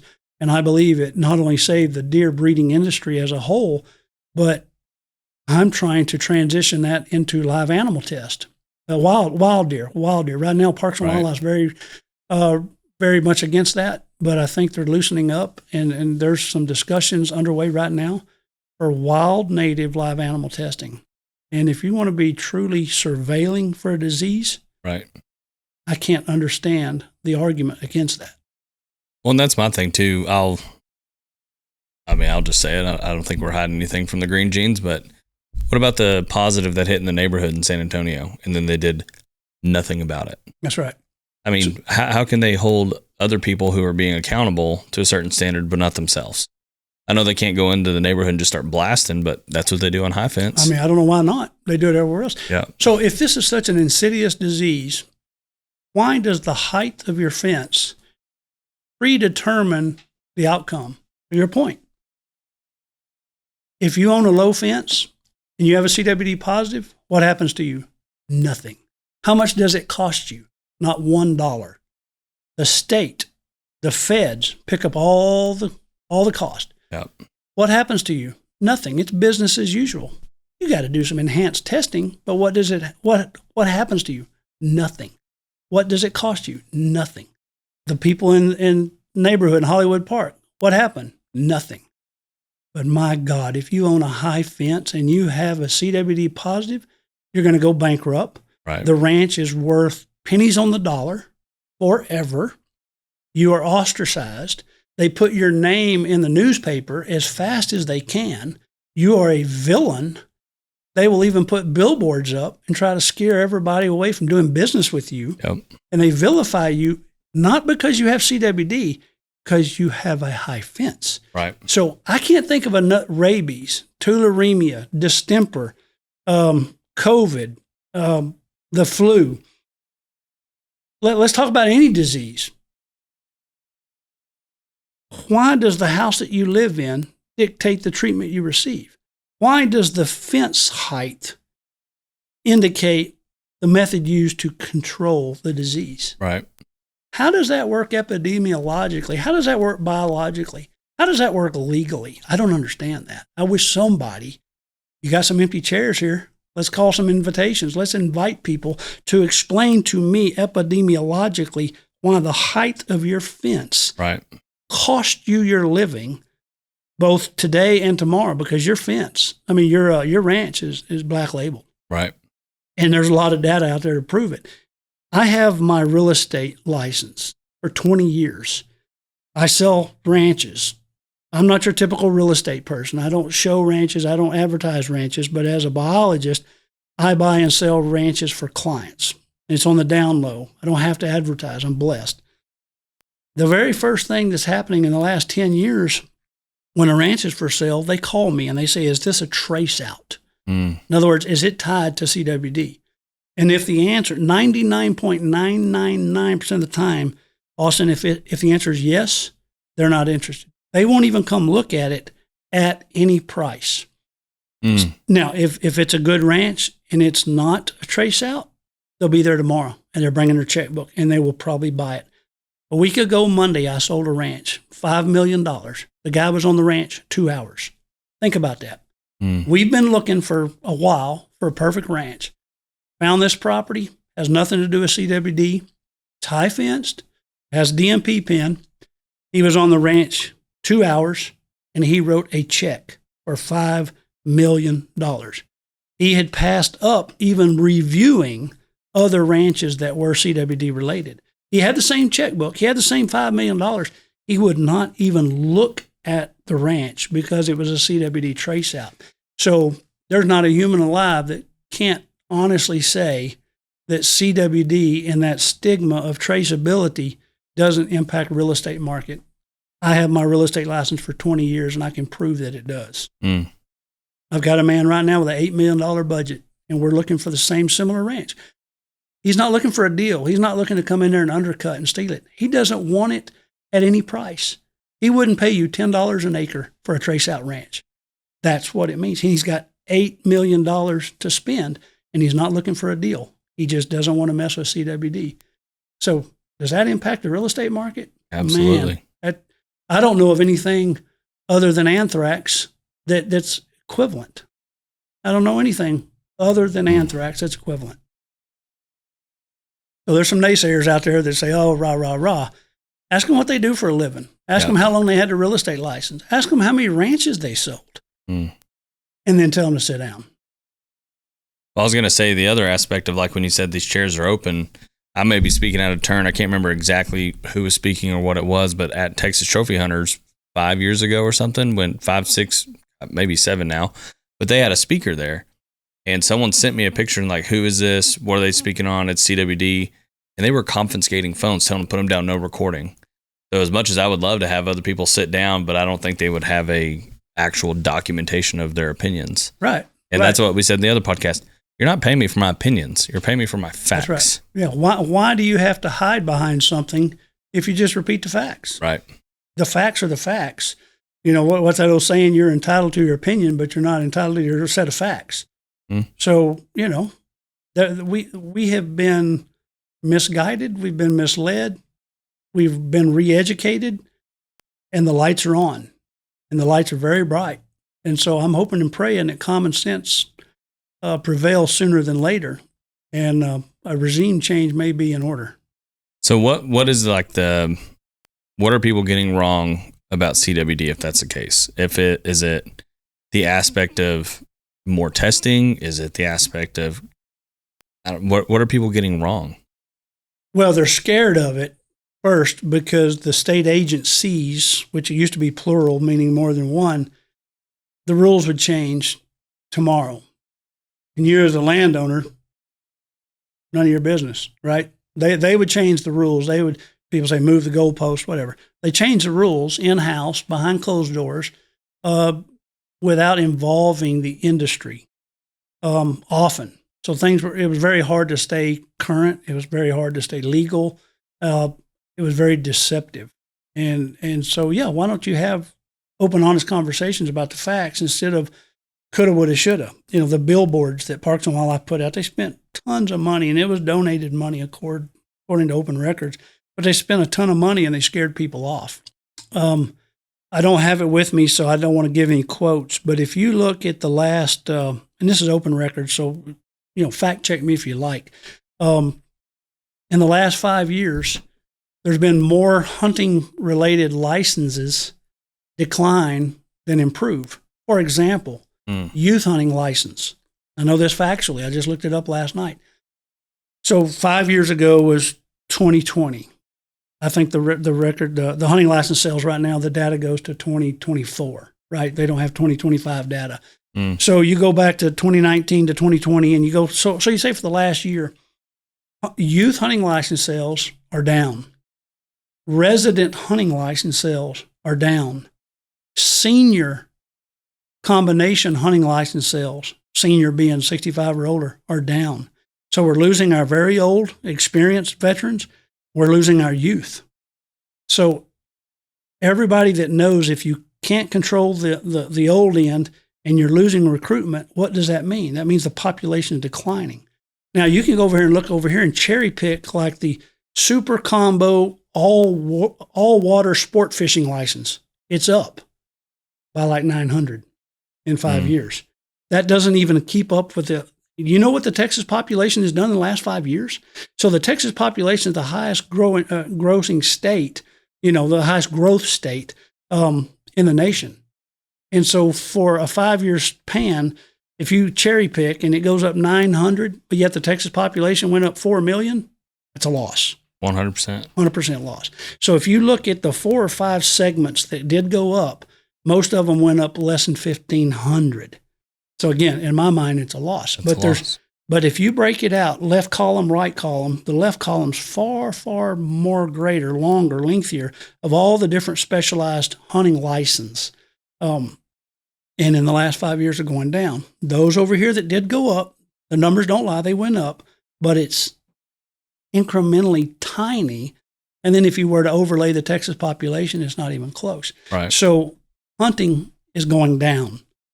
So or you can finish that. No, I'm sorry. So I think we were talking about CWD. I'm trying to spin this in CWD. Yeah. Those billboards scared the hell out of all people, even me. They scared the hell out of me. What do you think, Austin, they did to the wives, the mothers, the single moms that had the kids? Yep. What do you think did to them? Well, I happen to know because a lot of them are my clients, and I have these conversations with them at the dinner table. It scared the hell out of them. They were almost anti-hunting to the point where I have clients that they forego their deer lease because the wife said, do not bring any deer meat home. We're not having deer meat in this house. I'm not feeding my kids deer meat because on the way to work, I pass it twice a day. Parks and Wildlife says that it's going to kill me. Right. Whether it's right or wrong, it doesn't matter. It worked. It worked. Yep. You're a marketing guy. They were brilliant. They did a great job. And so now their hunting license are going for it. Pittman, Robertson, all the dingle, all of the taxes going down. So we talked about MLD a little earlier. Go look at the timeline and see when those free permits that were forced on them by the legislator, see when they had to force landowners to start paying for them. Not a coincidence. So that's what I've always said is, I mean, like I said earlier, I'm a conspiracy theorist through and through. I don't think anything just happens anywhere. But tying those two things, and some people say like causation is an indication of like practicality, but it's like overall, they don't just happen for a reason. Like there's a reason. They knew. It's kind of like shooting yourself in the foot or don't bite the hand that feeds you. Hey, you're getting, I don't know, tens of millions of dollars a year from hunting licenses. And you're like, well, why would they want to decrease it? That's a bad business decision. Well, they're getting tens of millions of dollars over here because they are charging for something else. I'll tell you what, I buy my license every year. It's not $300, but that permit is. That's for right. the MLDP or whatever it is. And so, yeah, it seems like a loss, but in reality, they're financially up. Oh, yeah. Yeah, it's a cash cow. Yeah. Absolutely. You'll hear that term all the time. Yeah. So but we're losing our elderly hunters and we're factually losing our youth. And so that model, whatever you want to call it, is unsustainable. Right. So whether you blame it on CWD, whether you blame it on billboards, whether you blame it on a $300 permit fee that was forced down the landowner's neck, I want to point something out. The public comments, there was like 3,500 public comment against that proposal. 87% of the public comments were against it, but the regime voted 9-0 for it. Yep. Who is representing who? Absolutely. There's supposed to be a checks and balance system here, right? And it's not working. Yep. Representation's not accurate. So there's some primaries coming up. I voted yesterday. I encourage everybody to do a little Texas deer management history and review these podcasts and see where your heart is. And go early vote. There's primary voting is very, very important. Very, very important. I'm going to say something that might be clickbait, but it's something that I believe based off statistics, right? So if they're saying high fence hunting, high fence whitetails are CWD, they're everywhere inside high fence, they're contained, they can't get out, blah, blah, blah. Well, because high fence hunting is the only one actually doing the testing, wouldn't high fence hunting of whitetail be the safest whitetail hunting there is? That's right. Because in the population, they've done their statistics, and I think there was like a 75% thing that Seabury said that the native whitetail herd had SS or some S markers, which we'll need to get into in a minute to explain that. But theoretically, you're taking a gamble because every deer that's ever been released on a high fence has been tested. It's required to be tested, has to be negative. It seems pretty safe to me. Right. So why not, if anything, but that's where marketing comes from, right? We can put billboards up, and I'm sure they would not go well at first, but you have to put something behind it that goes, safest hunting ever, high fence. That's right. Everything's been tested. Everything's 100% negative. Come to my high fence. State and federally approved venison. Absolutely. Yeah. Hey, well, let's mark that down. That's going to be. Or organic, state, and federally approved venison available here. Call here, 1-800-Droptine.com. Right. Absolutely. Yeah. Oh, that's man, marketing. you would sell every libel on a whitetail hunt. That's right. It's the safest meat out there. But you go down there and hunt in a river bottom, I'd be scared to death to shoot one of them scrawny little old deer. 100%. Yeah, you don't know what you're getting. So let me ask you that. You kind of brought it up earlier, and there's that viral picture of the scrawny little 4-point that anytime a news article or anyone on Facebook wants to say it's CWD, he's standing in a river, it goes through, I don't know where that came from, where it originated from, but to me it looks like EHD. It looks like he's doing it. Now he is scrawny, he is hipped up and everything. But to my knowledge, I'm sure there's some out there in my limited knowledge that I have, but to my knowledge, there's been no deer that have died from CWD. They've died with it, or at least the testings that Texas Parks are doing in deer pens. But where does that picture come from, and what is it? Right. I don't know the history of that. I know exactly the picture you're talking about. It's obviously a stock photo. I'm assuming it's Ohio or Illinois or somewhere up north, because it's been around for 20-something years. So It's definitely not Texas. But I agree with you. EHD this year wiped out thousands of deer on my clients' ranches. To the point yesterday I was at a gas station having a flat tire fixed. I work on a ranch, right? And a guy called me and he said, he owns a high fence ranch in San Saba County. And he said, I need to do a survey as fast as possible. All of my deer are dying. And I said, you're finding dead deer? And he said, no, but they're all gone. So we talked about, fences and water gaps and, all the obvious, right? Have you checked your fence? All that stuff. Cameras on the front gate, all this stuff. And he said, no, can you come out here with a helicopter as soon as possible? And I said, well, I have a thermal drone, and I'll be out there this Saturday. So this Saturday night, we're going out there. So we booked it and all that stuff. I said, so what's going on? His name was Bob. I said, Bob, what's going on? And he said, well, I used to have a lot of deer, we used to shoot this many deer. And he said, I think I have 10 deer left on the ranch. And I said, well, it sounds like EHD. I said, because it happened between August and September, right? And there was this long pregnant pause. And he said, yeah, right before deer season. I said, so that rules out poaching, right? Bucks are still in velvet. And I said, you're missing does and fawns, right? Not trophy bucks. You're missing everything. He goes, yeah, across the board. I have 10 deer on the whole ranch. And I said, so that's not poaching. Time of the year, poachers don't shoot fawns, that kind of stuff. And I said, Google EHD. And so we had to spell it and Google it. And he's reading it. And he said, I saw some of those deer with their tongue hanging out. And it was like a blue tongue. And I said, it's exactly what it was blue tongue. I said, continue to read and that. And so I spent, 15 minutes at the gas station talking to this guy, educating this guy about EHD. And he said, well, why doesn't the state do anything about it? That's exactly what I did. I laughed. And I said, I'm laughing with you, not at you. And I said, it's naturally occurring, but there's no financial benefit for anybody. You negative, but for everybody else, nothing positive. It's not a reportable disease like CWD is, so nobody really seems to care. And he said, well, I've called Parks and Wildlife and they didn't mention it. And I said, because they didn't see it from the cubicle. And I said, it was in Brown County this year. It was in Mills County. It was in northwestern San Saba County. He said, I'm in northwestern San Saba County. And I said, well, it was really bad. And I started giving him some county road numbers. He said, that's exactly where I am. And I said, oh, yeah, I know for a fact it's EHD because I was able to, through my clients, document the deer, just like that one you're talking about, that visual, skin and bones, purple tongue hanging out, staggering around. It was EHD. Yep. So we do our helicopter surveys. This year we started the last week of August, but we typically start September 1. Everybody's dove hunting. And we see dead deer every day in September. And, it's hotter than blazes by, say, 10:30. And we find a lot of deer die overnight. So we get there at daylight, sun's coming up, and there's a dead deer. Check it out, fly around. We're there so early, the buzzards aren't there. They still have their eyeballs and everything. So sometimes we'll land, be a big buck in velvet, or might even be a doe. And there's no struggle.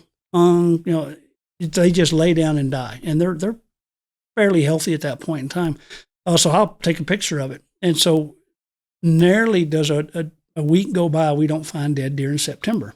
Again, it's naturally occurring. And I'm convinced, with sometimes we have done a necropsy, sometimes we've been able to gather a sample and prove it, without a doubt it's EHD. But most of the time, the way they die and the way they're laid out in the landscape, we can just tell. Sick deer act different. They do the same thing, the way they seek shelter and they lay under the bush and the way they got their legs laying under them, and there's no struggle and there's no fighting. Right. There's no disturbance like predation attacked them.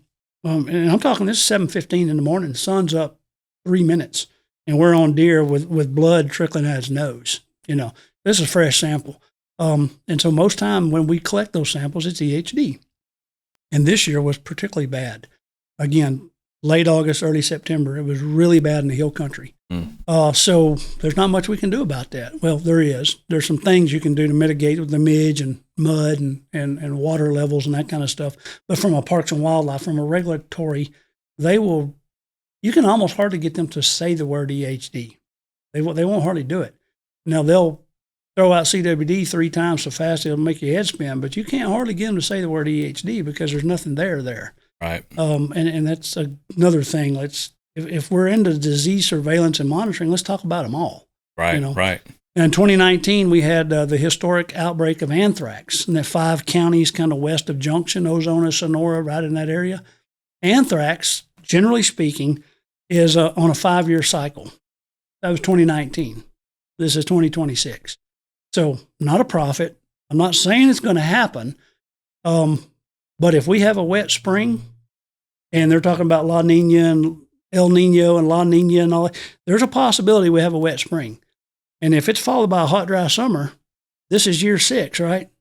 So, and there's no restocking options. So if you're a landowner in that 5-county area, that historic, or even Western Rock Springs, Edwards County, get over to Del Rio, Bracketville, if you're in that historic Western Uvalde, if you're in that historic anthrax country, you might want to start making precautions right now. Easier said than done, I get it. But you just need to have your head on a swivel. But unlike 2019, I brought 1,000 bred does in the spring of 20, in the spring of 21. I took 1,000 bred does out there to those 5-county areas, through legal permits, restocking those areas. That legal permit doesn't exist anymore because of CWD. They don't want to move deer from point A to point B because they don't want to do live animal testing, which has proven its mettle and its use. They don't want to do that on native wild deer. And so we did it in 2019 and 2020 because of anthrax.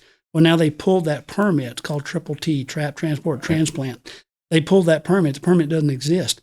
So if I'm in Ozona, in Sliker County, and Bracketville, and Western Uvalde, I'm nervous. I'm really nervous right now because we're on year 5, year 6, and the models are saying it's going to be a wet spring.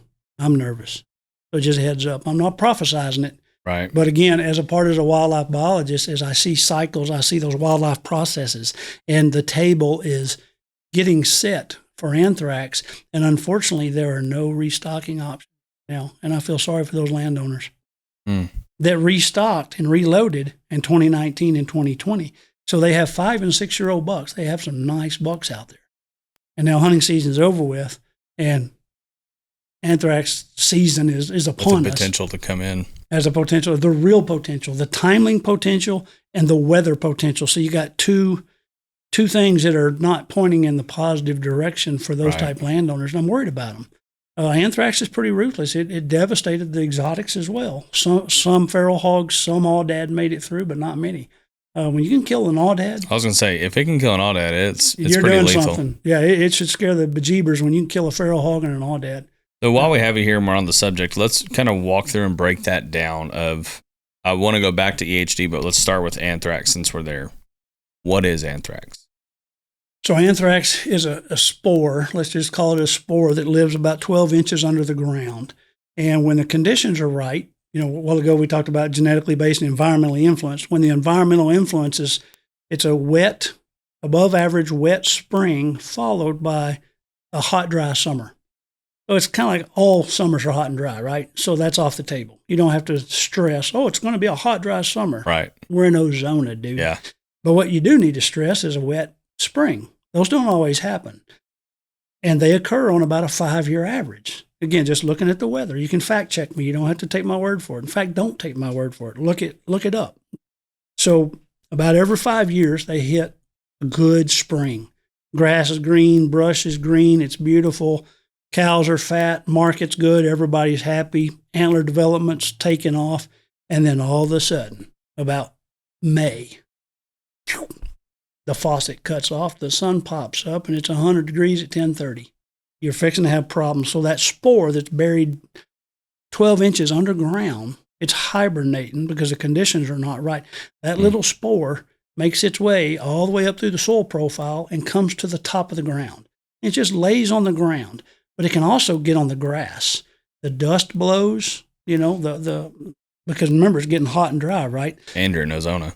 and there's not much topsoil there. It's all rock, right? Right. So the animals have been chasing the forbs and the browse and all that. Well, now it's hot and dry. And now that dirt is bare. That ground is bare. So the spores come up.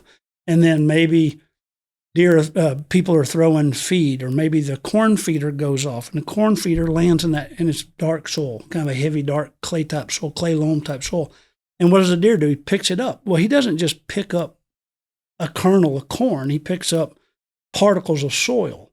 And these spores are microscopic. So if he picks up one kernel of corn, it could be loaded hot with dirt on it. Gets it on his nose. We've all seen their nose. They lick their nose, seen their lips, their tongue, and they're ingesting these spores. So if he gets a handful of spores, no harm, no foul. But it doesn't rain into June, doesn't rain into July. And now all of the deer are coming to the feeder, right? Or the feed site, or they're competing with the cattle, they're going to the hay bales, but they're ingesting more and more dirt. When they ruminate, they lay down, they tuck their legs underneath them, and the wind's blowing. Remember, we're in a drought. And so what does the dust do? The dust is blowing, gets in their eyes, sticks to the moisture of their eyes, their nose. What do? They lick their nose, right? They groom each other. So deer are very social. They love each other. And so the soil, the dust is sticking to the dirt, and that doe's over licking her yearling, right? Those bucks are grooming each other. That's a dominance display. They're licking each other. So they're just ingesting spores. And there's a tipping point in there. Every deer is slightly different. How healthy, their genetic potential, their nutrition. You see what I mean? Where is that tip over? So one deer can ingest a handful of spores and fall over dead, where the other one takes a wheelbarrow load because of, let's say, genetics, virility, strength, robust, age, all of that stuff. But when that tipping point happens, it all tends to happen in a couple of weeks' time. Because again, those spores continue to come up. They don't just come to the top one time and stop. There's billions and billions and trillions of spores continually rising. And then when a dead deer dies, those spores are all throughout their body. And then as that body decays, the wind's blowing across that carcass. Scavengers, buzzards, caracaras, coyotes, feral hogs, they're scavenging it, they're spreading it. They have it on their lips, and then they go stick their head in a water trough. So a coyote just ate a dead deer that died of anthrax. Got black, tarry substance coming out of his anus, out of his mouth, clear anthrax. Coyote eats it. It's got blood all over his face. There's a water trough right over there. What is he going to do?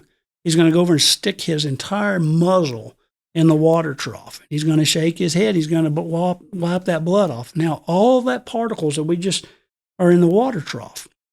So he walks up, and here comes a yearling that weighs 45 pounds. Mama just died. Nutritionally stressed, psychologically stressed. He goes over and gets him a big drink of water, and the top of that water trough just got doused with its mother's load of coyote-laden spores, right? You see what I mean? And then the fawn or the yearling doesn't make it. So it's devastating. So in 2019, I flew several 20,000-acre ranches, 100% mortality. Did not see a white-tailed deer in 8 hours in a helicopter, not a deer. Might have seen 4 coyotes, might have seen 6 aoudad, and maybe 2 axis deer. But white-tailed deer. So most of those areas within a 5-county area, they lost a minimum of 50% of their deer herd, minimum. And some of them lost 100%. The difference there, why that range, was density, stocking rate of both livestock and wildlife, and then soil type. So if you were in the higher elevations, which were rockier soil, you had less topsoil. You had less spores because you were up on a cedar ridge, right? So you were safer. The water trough's still down low. You still got to contend with scavengers and animals contaminating the water trough, but you didn't live down there. Right. But if you lived down in the creek bottom where all that black topsoil, bare ground was, you were dead. So it really depending on the terrain, the prevailing winds, and your domestic animals, stocking rate. Again, environmental influence. Kind of almost goes back to that copper, zinc, and manganese. We have to build a stronger, healthier, more robust animal, not just for CWD. That's just one of many, yeah. But you could throw anthrax in there. We need a stronger, healthier animal. And through that research of collecting those 3,300 plants we talked about earlier, the supplemental feeding program or industry stepped up. So we are growing bigger, stronger, more robust animals. Not all of them, but in sporadic places. And so now maybe we should mention the word screwworm. Right. Let me ask one question before we go into there. That'll be the teaser to keep them here during this. But so say someone just heard about it. They've never heard of anthrax, or they did, but they didn't realize the severity of it. You mentioned the feed a little bit of growing stronger animals. What should these people be doing in preparation?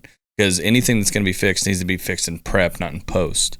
So what can landowners do to prepare for the potential anthrax? Yeah, that's a great question. And so if you don't have a veterinarian relationship, you need to get one quickly. There's a chlorotetracycline, CTC. There's some things that you can vaccinate your animals, your domestic animals. Obviously, you want to vaccinate your domestic animals and do that immediately. You can do that at any quality feed store. But for wildlife, you can get a prescription for CTC in the feed if you have justifiable relationship with your veterinarian. And so that helps a lot. It's not 100% foolproof, but it does help. Stocking rate. We've been in a drought for a long time. Cattle prices are really high. Get rid of the cows, or cut them severely. Consider moving them off site, moving to another leash place, finding another leash place, doing something to reduce the stress and the competition. And then anything that represents bare ground, you need to move those animals out of there as far away from the bare ground as you can. Now, again, we're talking about wildlife. That could be easier said than done. But let's say you have a water trough below the hill and a water trough on top of the hill. Cut off and drain the water trough in the bottom of the hill where that deep soil is. Force those animals to go uphill. They're not going to want to like it, but there's going to be far fewer spores, far fewer competition on top of that rocky hill for water than there will be down below. But stocking rate, density, removing livestock, vaccinating livestock, and carrying a deer density, a wildlife density that's manageable. If you have too many feral hogs, if you have too many exotics, there's things to do. You can aerially gun predators. You can aerially gun feral hogs. You can capture and remove exotic animals before they die. You can sell them. You can hunt them. So looking at a drought right now, knowing that the cattle prices are high as they can be, and knowing that if I'm in Sliker County, I've got some 5 and 6 year old deer, I'm going to do everything I can to save them. So I'm moving water. I might even have to develop water places that I haul water to. Think about outside the box. Maybe I put a trough or a temporary trough somewhere way out of the way in my rocky pasture.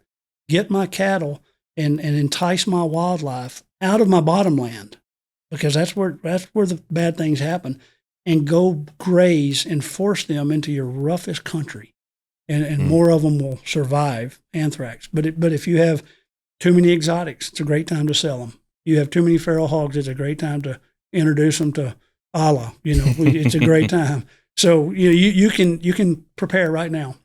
Absolutely. But you need a good working relationship with your veterinarian, and you need to start vaccinating your animals, your domestic animals, sooner than later. Right.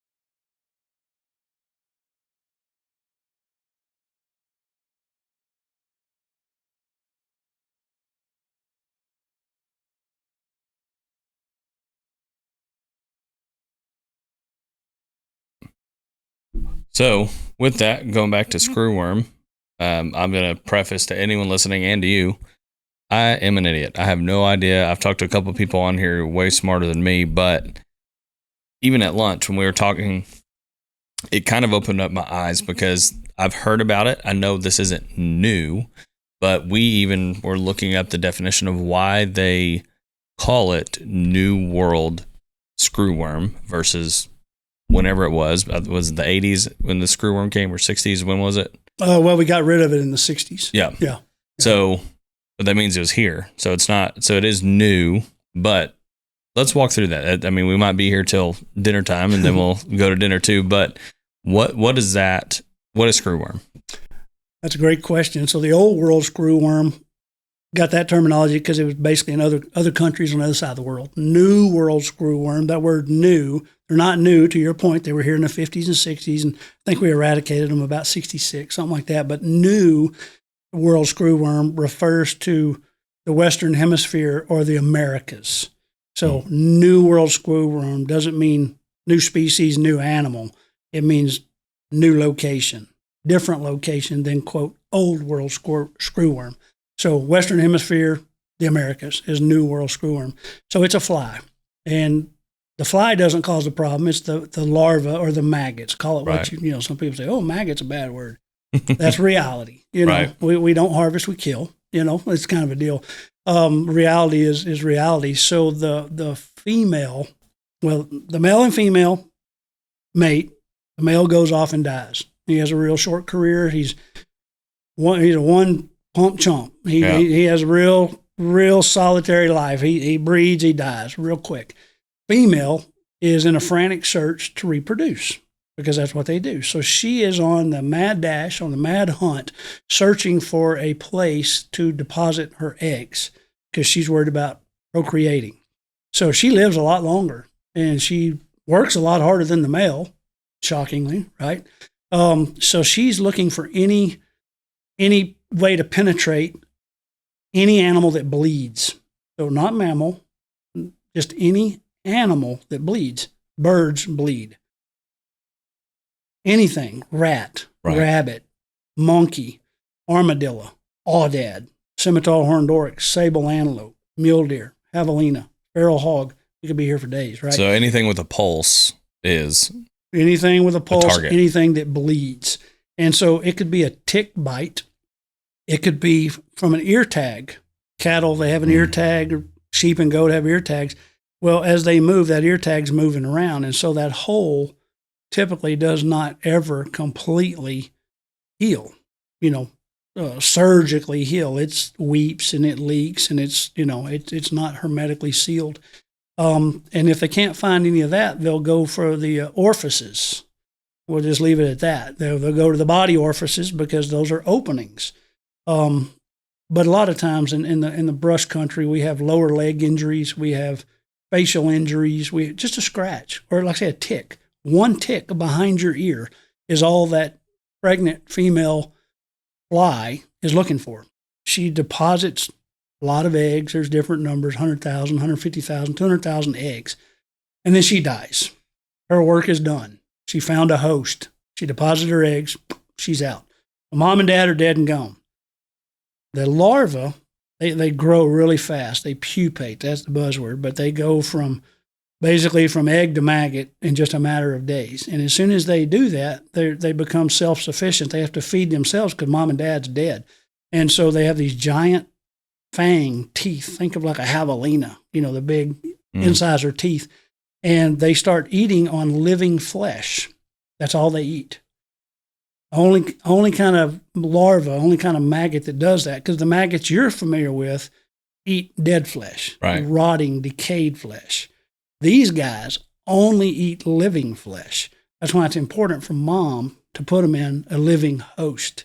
And so these guys start eating, munching, and there's hundreds of thousands of them, so there's competition, right?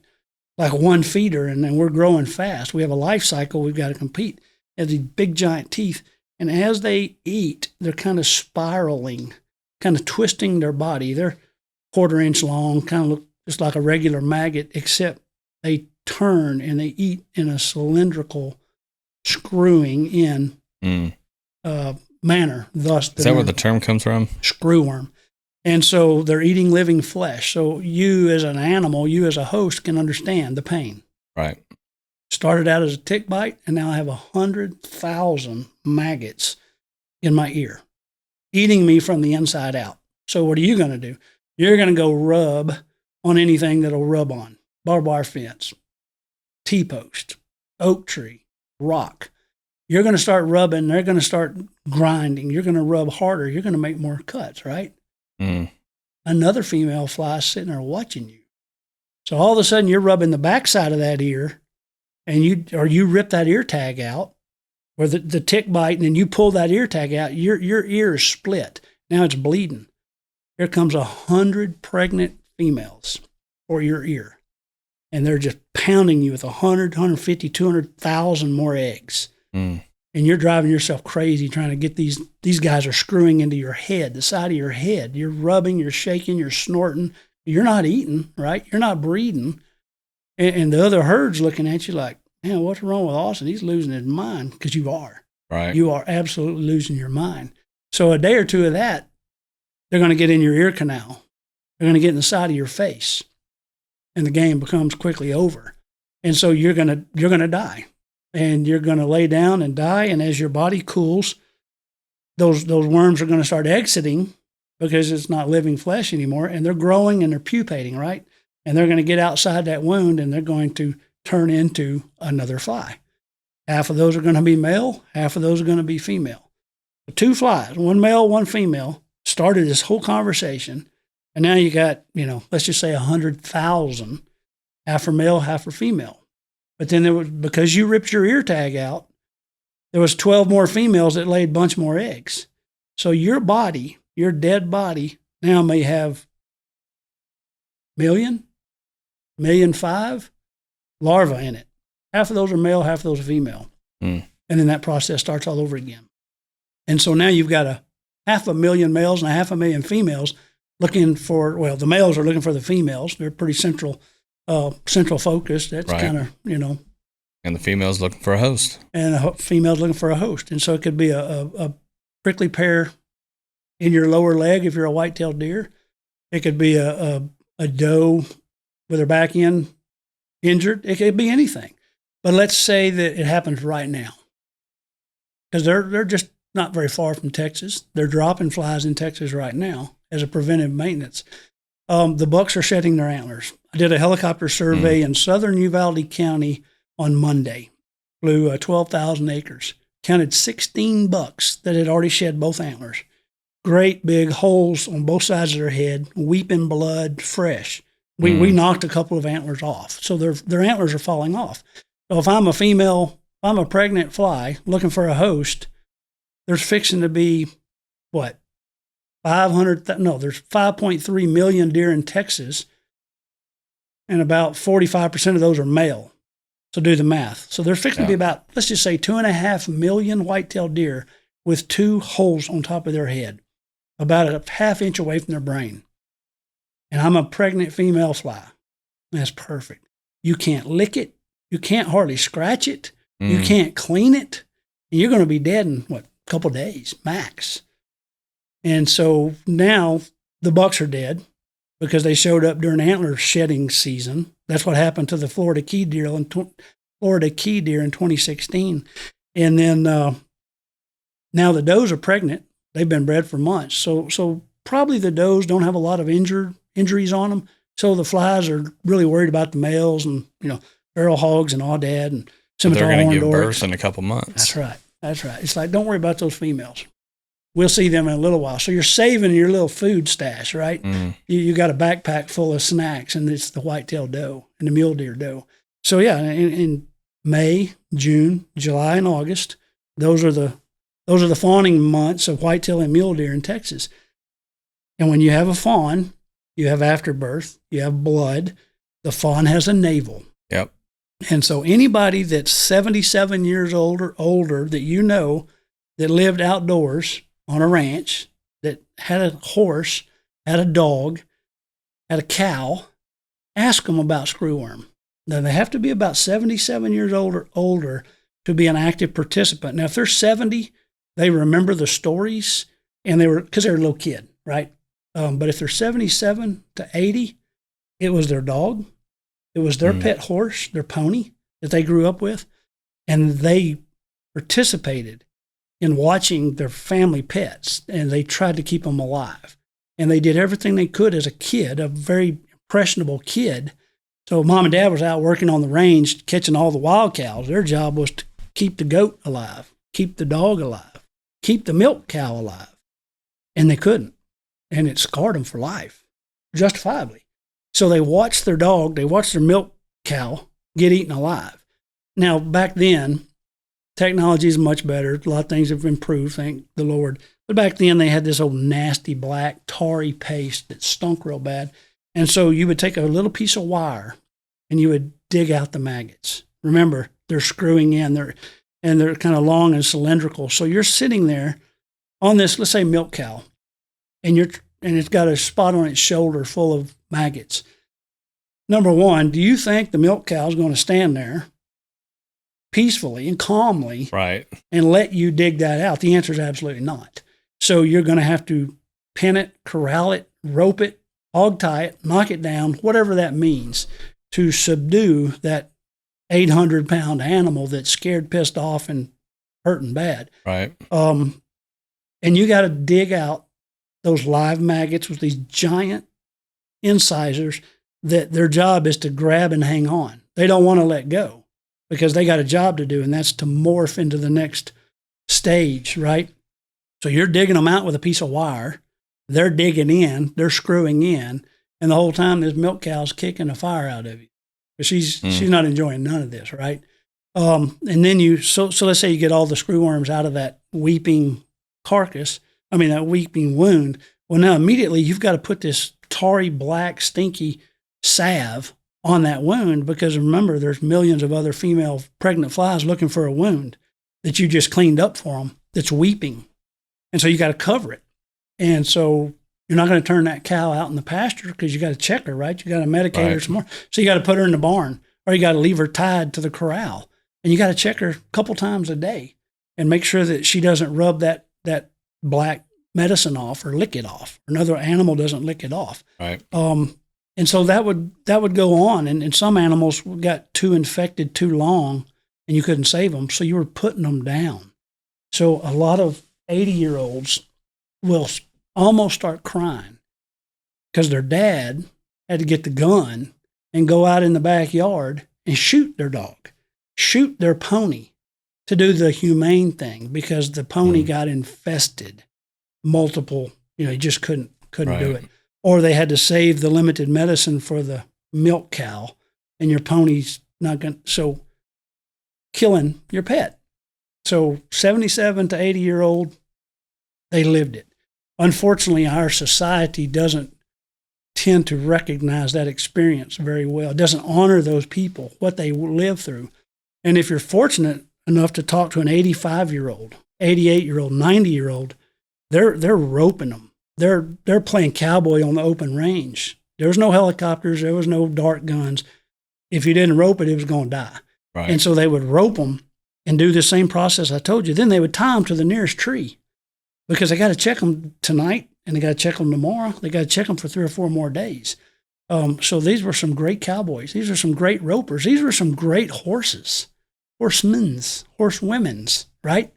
And so that's cowboying. That's old West stuff. That's boot leather right there. Right. And today, so now fast not many forward, of those left. there's not any of them left. Where are the horses? Where are the cowboys? They're on the same spot. They're dead. Right. Yeah. So, I know a few cowboys, you do too, but I'm talking about volume. I'm talking about ranch-wide, landscape-wide. Those people rarely exist. Right. And so the ones that do exist are going to be taking care of their own, right? So it's not like, I'll just call old Joe down the road and he'll come rope my calves. No, he's got his own calves to rope. See what I mean? So we don't have the manpower. We don't have the personnel. We don't have the skill set. We don't have the horses. We don't have the roping ability to do what they did. Back then I wasn't around. But we do have a little bit of technology. Right. Technology being medication. Fortunately, unfortunately, there's government agencies, there's federal agencies, there's bureaucracies, there's checks and balances. And they're real careful with human food intervention. I get it, fortunately, right? That's modern science technology. And so since about 1966, they started doing studies on the human food cycle and medicines and the effects in the human food chain. So they concentrated exclusively on domestic livestock. That's where the bulk of the human food, chickens and cows and goats and all that, understandably. Well, then the United States was able to expel the screwworm out of Texas, out of northern Mexico, out of southern Mexico, and get all the way down in the peninsula. And so then it was literally out of sight, out of mind. And so the screwworm became a thing of the past. Budgets got cut. People retired. New people, new generation, younger people got hired. Pretty soon, screwworm was an old people issue, right? Just telling you what it is. And so just kind of got out of sight, out of mind. And it was very expensive. Holy crap. It was very expensive to fight screwworm. And so they kept it down there in the peninsula and out of sight, out of mind. It was a long ways away. And here in the last couple of years, it escaped the peninsula and now it's heading north and it's coming like gangbusters for a lot of various reasons. I don't know all of them factually, but basically it's back to northern Mexico. And it's been as close as 70 miles from Texas. I think right now, today, they're saying it's roughly 200 miles. But a female screwworm fly, if she had a GPS and if she had the wherewithal, she can fly 12 linear miles in a day. Now, there's wind currents, there's fronts, there's other things to consider. But if she just woke up today and said, I think I'm going to go to Texas, I'm going to go visit my kin folks in Texas, she can make about 12 miles a day. And so when you said we had a case 70 miles away, that's close. That's really close. That's uncomfortably close. 200 miles is like, okay, I can live with that. But what about hurricanes? What about wind and transportation and wildlife? Animals like some sheep, some nilgai. There's nilgai in Mexico. Some people, some dogs, some inadvertently got them in a truck, got them in a trailer. You can drive 200 miles, a couple hours, right? 2.5, 3 hours. Now, I realize there's check stations, but are they on every single road? Are they open 24/7? Would they let their uncle through? Would they take a bribe? Maybe. I'm just asking. I don't know. But 200 miles away, it's 65 miles an hour pulling a trailer. They could be here before daylight in the morning. Tomorrow morning, Friday morning, they could be at the Texas border. I don't know if they can do that logistically or not. I know there's check stations. I know they're monitoring, but could they? Yeah, I think they could. And so I know the fly can fly 12 miles according to the textbooks. So they're close, dude. They're really close. And so last year, there was a group, myself included, there was a group of landowners, concerned citizens, kind of raising the alarm about this when they were 700 miles away. You may remember this. They said, it's deep southern Mexico, they're 700 miles away. And then the next 2 weeks, they're 600 miles away. 2 weeks later, they're 400 miles away. So clearly they're not flying. Clearly they're not coming in a dust storm, right? They're traveling 200 miles every 2 weeks, 100 miles a week. Right. And then all of a sudden, they're 70 miles away. And that, in my opinion, woke people up. Because there was a lot of people, myself including, went to the state capitol, went and talked to the politicos, wrote letters, made phone calls. And it kind of felt like it was in an echo chamber. I'll be honest with you. They're like, that's a Mexico problem. There hadn't been screwworm since 1966. They didn't even know people that lived through it. See what I mean? And so I was very, very concerned because I can read textbooks. I can read history books. And I have 77, 80, 85, 90, 95-year-old clients. And I sit and drink coffee with them. And all the politicos said, it's a Mexico problem. I was beginning to believe that they didn't understand the reality of it. Fast forward, luckily, when those screwworms were getting closer, the politicos did wake up. The politicos did start taking notice, and they started funneling money into Mexico first, which is fine. Got to slow it down where it lives. And then they came over here to Mission, Texas, and they're reopening that closed facility that was closed, I think, in 1960-something. So they're reopening it so that Texas, which in North America, basically, at this point, has their own breeding facility, fly breeding facility, so that we can have some flies in our hip pocket to start dropping them out. So right now, today, they're dropping flies along the Texas border in Texas, but those flies are not coming from Texas because they're not being produced yet. They're coming up. They're being flown up by airplane from Mexico to the Texas border, which is just great. In case no one knows, can you talk about the flies and explaining how they're sterile? And that's their preventative for it? Yeah, I skipped that part, and that's pretty important. Yeah. Because they're like, why would they drop more flies? Yeah. So, no Viagra involved here. So the male, again, we talked about simple-minded, single species male, like we are. They learned early on, and this was research done, I believe, in Kerrville, Texas, way back in the day, that if you radiate these males, the radiation renders them sterile. Now I don't know if they put them in microwaves. I don't know how. That's how I envision it. But anyway, so you microwave these male flies.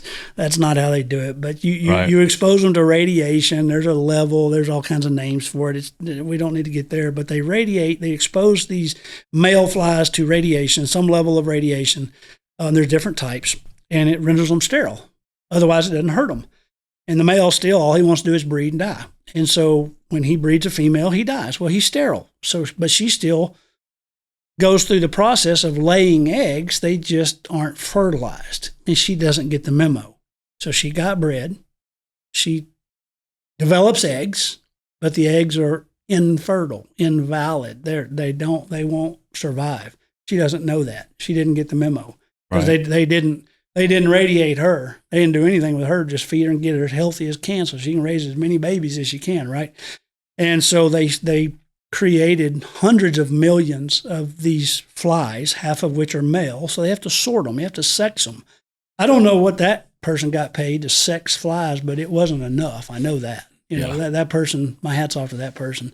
Still don't know how you do it. But anyway, we digress. So they sex these flies, and then they put them in little matchbox containers, if you would. And the only way to really disperse them is through aircraft. So they have special aircraft that have a little conveyor belt on them. And so you box up boxes and boxes of these little cardboard boxes full of male flies. And you and your buddy get in the back of the airplane. The pilot takes off on a heading. They're using maps and GPS. And you got this little conveyor belt that goes out to the back of the tail of the airplane. And you place these little boxes on this conveyor belt every few seconds. Maybe you're counting or something. And the airplane is just consistently dropping out these little cardboard boxes from the air. So as it's flying through the ground, falling to the ground, it's opening up because it's real lightweight cardboard and it may open midair. But if it doesn't open midair, when it hits the ground or hits the bush or hits the tree, it will pop open. And most of those flies survive that project, There's some mortality, so they pack a lot of them, 20 to 40 males in each box, typically. And some of them survive and they go out, and they're looking for females. So they're competing with the sterile males that were born out in the pasture. You're trying to overwhelm the breeding of the sterile males from the fertile males.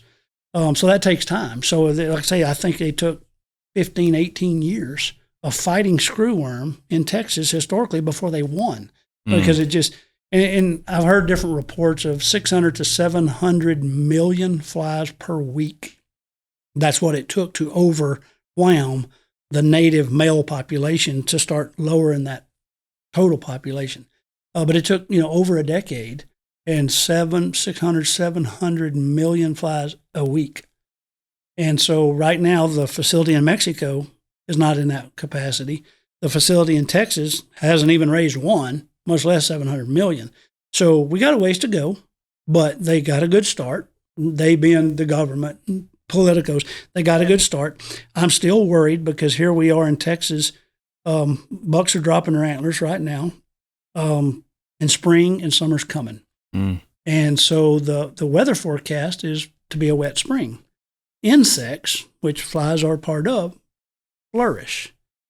Ticks and chiggers and grasshoppers and insects. Insects flourish in a wet spring. So I am very concerned about, we talked about the anthrax. So the wet spring is part of it, but that's also going to bring a plethora of insects. Screwworm isn't one of the insects. So I'm really worried about that. And the Texas ability to ramp up their fly production enough to halt it truly at the border and not central, don't let them come into Texas at all. But if they do, where can we stop them? Can we stop them 1 county in, 2 counties in? Can we stop them at the interstate? I don't know. I don't know. But those are questions that need to be asked. But I applaud the governor and Secretary Rollins and Sid Miller and all of those people, because we went and talked to every one of them. And at first, it was kind of lukewarm. I'm just going to be honest. It's kind of lukewarm reception. But the flies were 700 miles away. Fast forward 12 months, and the flies are much, much closer, 200 or less. And now we have facilities, and now we're doing things. So I just hope and pray as a professional that we get in front of it and we can stay in front of it. And then, like I say earlier, if the weather prediction's right and we have a wet spring, is Ozona and Sonora going to have a hot, dry summer? And if so, what does that look like from anthrax perspective? And we have no restocking of white-tailed deer, and we may have screwworm going on in South Texas. You see what I'm saying? Right. So the predictors, the weather predictors and all that have me worried. I'm not saying the sky's falling. I'm not predicting any of this. But as a professional, as a expert witness that we talked about, it's something that should be on everybody's radar. You should have a very good relationship with your local veterinarian. You should make a plan today, like we talked about. So that's what a good biologist does. You're not just counting deer. You're not just putting feed in a feeder. You're thinking globally. You're thinking big picture, La Nina, El Nino, right, and the impacts that brings. You're educated enough to realize that anthrax is on a 5-year cycle, and we're knocking on the door of 5 or 6 years, right? Right. So what can we do to educate and inform hunters, landowners, managers to mitigate any anthrax should it show up? And what can we do to mitigate any screwworm should it show up? From a wildlife perspective in screwworm, you have fewer options, like close to zero right now. So again, we went back and talked about the human food supply chain and all that stuff. It's been, researched ad nauseum, thankfully. So there is now today, as of just a few weeks ago, there are medicated feed rations that you can preventively get in front of it and start feeding your domestic animals, cattle, sheep, goats, deer, horses, that kind of stuff. There is nothing currently, as of today, as this podcast, there's nothing approved for wildlife feeding. And mainly because there's no research to back it. Again, we've had decades of research on domestic animals. That's a national security. That's a military issue. You know what I'm saying? Right. That's a human health issue. So not throwing shade. But during that time, we took our eye completely off the ball, and we have failed to include wildlife in the human consumption, because obviously it's wildlife. It's harder to raise in a laboratory and control all the settings. We talked about research and guardrails. It's wildlife, so it's much more difficult. I understand that. But we have made 0.0 progress. Haven't even tried. 0.0 is close to zero as you can get progress on medicating, on preserving, on conserving our wildlife species. I'm a wildlife biologist. That scares the hell out of me.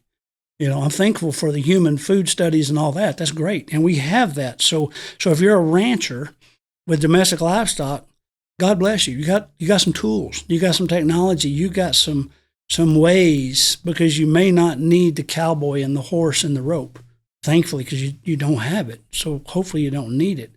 But you got medicine. Wildlife today have nothing.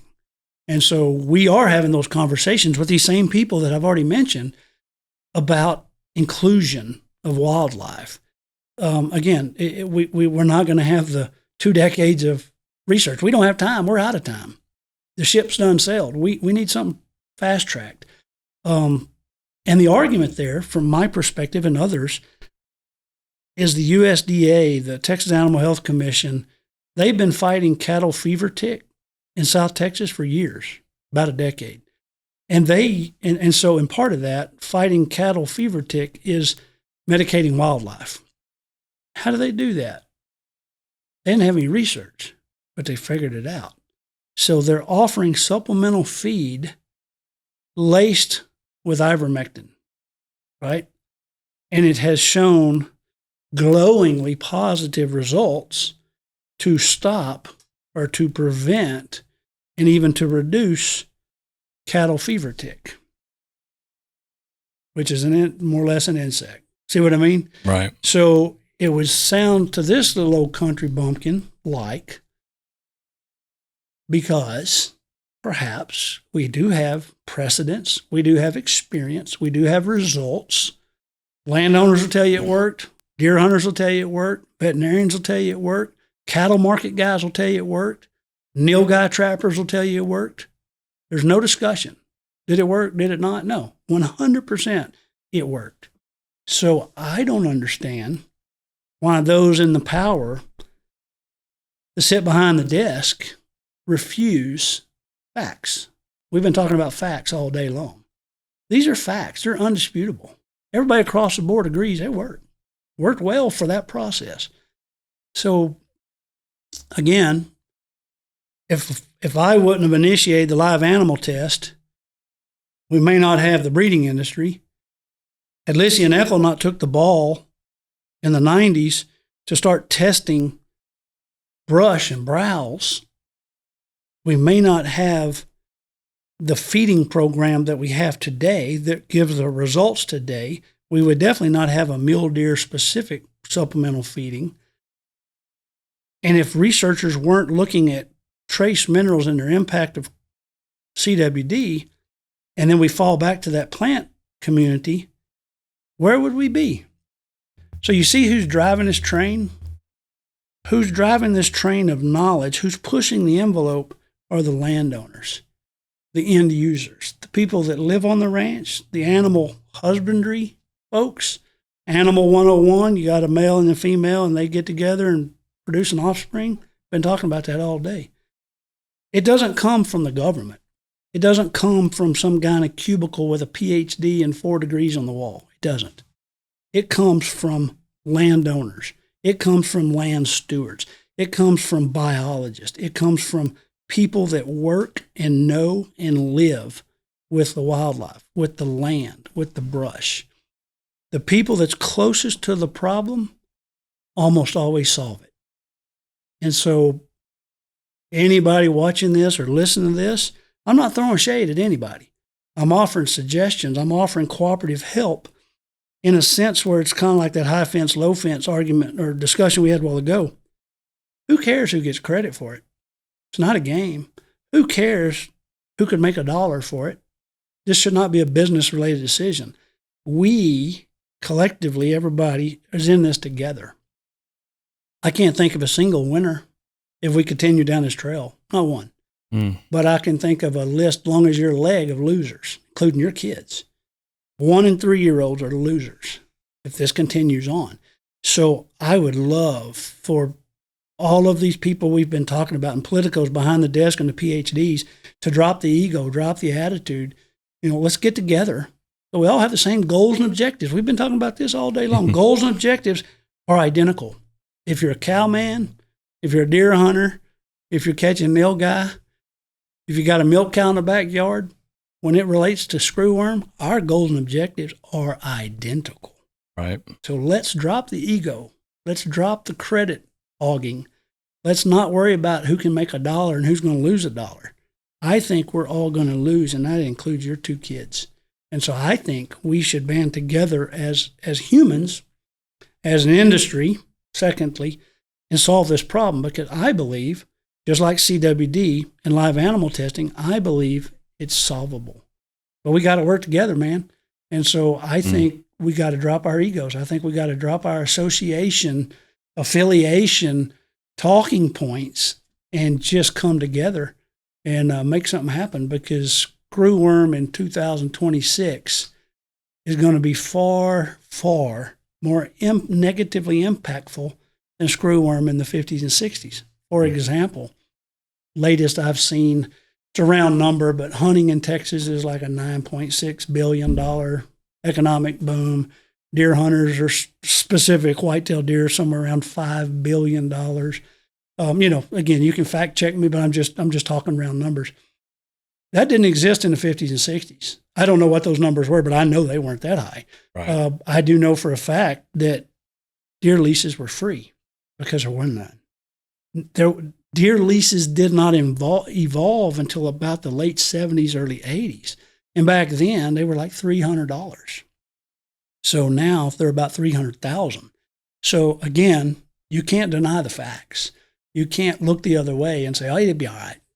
We got to take this bull by the horn and hope he doesn't get a tick behind his ear and cause a screwworm. So that's a long story, but man, I'm telling you, dude, we have got to band together, join together, get over your high fence, get over your low fence, get over your no fence. This is a big, nasty issue. It's not a reportable disease, and there are no winners on this thing. There are no winners at all. If you're a hotel motel, if you're a feed store, you pump gas, if you work at HEB, they're coming for you. Screwworm could put you out of business if you're the checkout counter at HEB in Carrizo Springs. Right. You could lose your job in Carrizo Springs sacking groceries because of screwworm. It'll go that way. If you own a golf course in Uvalde, Texas, you could be unemployed because of screwworm.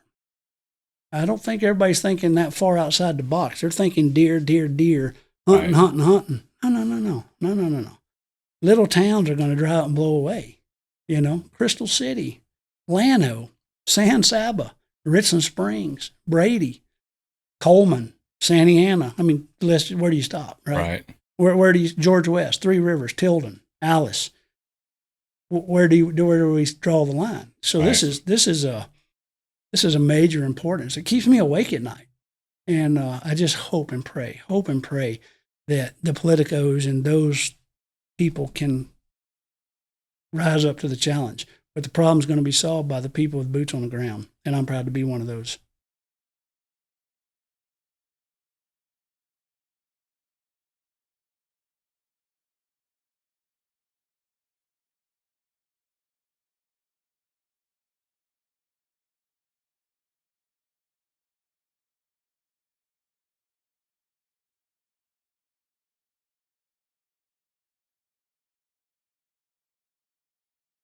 So let me ask this. So I'm sure the people listening, they had just a roller coaster of emotions going through this, right? Because they may have started out thinking, oh, screwworm's not a big deal.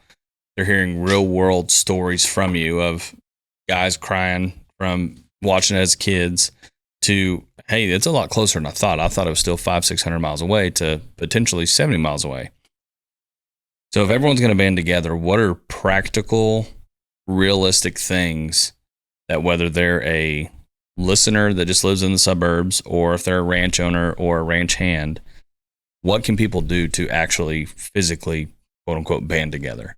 That's a great question. I would first, we're in early voting primaries right now. Vote in the people that will have the conversations. And again, it's going to impact you in San Antonio. It's going to impact you in Boerne, Texas. So reach out to your local governments, your agencies. Reach out to these candidates before you vote for them. Google and see if they even have the word screwworm anywhere in their repertoire. If they don't, are you sure you want to vote for them? But there's another candidate over there that you may not know much about, but they're talking about screwworm. Might want to get a magnifying glass and get a little closer. So before you head to the polls, do your due diligence. Don't worry about the billboards and the commercials. Ask questions about screwworm. Ask questions about anthrax. Ask questions about CWD. Because we as a wildlife industry, just talking high level, man, we're getting the kitchen sink thrown at us. This is a hard time to be a rancher. It's a hard time to be a white-tailed deer. It's a hard time to be a wildlife biologist because, I don't know if you want to call it global warming or I don't know what it is, but it's tough times right now. Prices are going through the roof on certain things. And, thank God the cattle market's strong. Thank God the real estate market's strong. We got a lot of positives. We got a lot of curveballs coming at us. So to answer your question, get involved politically. I'm a wildlife biologist, and you would not believe how much time I spend on issues relating to politics. We just talked about the history of several permits. The number one most important permit to the Texas Parks and Wildlife was created by politicians. It stemmed from landowners. You see what I'm saying? So politics drives everything, whether you want to know it, admit it, I want to admit it, but I spend an enormous amount of time dealing with politics and wildlife. To me, that should be a no-brainer. I'm jaundiced. I'm slanted. I grew up in the woods. I get it. No, most people weren't as lucky as me. I understand that. But I never dreamed as a little kid mowing yards or going to A&M trying to figure out what in the hell 43,000 students do for a living that I would be dealing with so much politics as I do and as I have. I don't enjoy it. I'm going to be real honest with you. I hate it. I'd rather be sitting in a mesquite tree hunting, or doing something, digging a post hole or something. But unfortunately, I'm an expert. I'm referred to as an expert. So I think it's morally, ethically right to share my experiences with those that are in the decision-making process. And it's been very effective. But I don't like it, but, eating your vegetables, sometimes you just got to eat them, whether you like it or not. So I'm making my mom proud on that. I'm eating my vegetables, and I'm going to Austin. In 2 weeks, I'll be at the Capitol having a meeting with me and some politicos, and we're going to be talking about wildlife. And again, I'm going to go begrudgingly, but I'm going to be happy to be there. That makes sense. Right. So soccer moms, non-hunters, non-landowners, screwworm could be coming for you. So it's voting season. Contact your local officials, letters, emails, vote accordingly. Because if you work at the HEB in Carrizo Springs, screwworm is a huge thing for you. CWD is a much less thing for you. Screwworms right now is huge. If you work at the feed store in Ozona, anthrax is a huge thing for you. You could be unemployed this summer. What can we do to mitigate diseases, to give landowners more control, better use and access of medications specifically for wildlife? See what I mean? So there's a lot of things people can do. You don't have to be a landowner. You don't have to be a deer hunter. You don't have to be a biologist. But you do need to reach out to your governor. You do need to reach out to your Parks and Wildlife commissioners that's appointed by the governor, that you elected, and ask questions and tell them you're concerned about these issues and what is their plan to combat it. And then vote accordingly. Mm-hmm. And that means primary them if they need to be primaried. There's some of them that do, I'll be honest with you. Sitting here today, there's some that need to be primaried. I'm going to get into details, but vote with your biological heart. That's my campaign. That's got to be some kind of marketing thing, right? Vote with your biological heart, because we're going to need it. We're going to need it. We need your help. Really do. And well, I think we've covered a lot in that. Is there anything to kind of wrap up this second part of our podcast you want to mention? So yeah, I mean, we've been talking like gloom and doom and like the world's and it's not. But we just talked about things on the horizon, things to be aware of. I think that's how we started this, was topics to be aware of. And right. So let's talk about the good news. Right. The good news is we haven't had we haven't had other diseases that waylaid us. We've been dealing with the knowns. They're on the radar. That's cool. There's not something coming from left field. The weather has been terrible for wildlife. The weather has been hard for all four-legged animals. And so that makes me work closer with my clients to, again, destock and move wildlife, haul water, supplemental feed, parasite control, predator control, even more so. So when it rains and it's grass is tall and green, and it's easy. It's easy to be a biologist. It's easy to be a ranch manager. It's easy to be a landowner. But more often than not, it doesn't rain and the grass isn't that tall. So we have to stay in constant communication and work the system a little bit harder. My company was never so busy as COVID.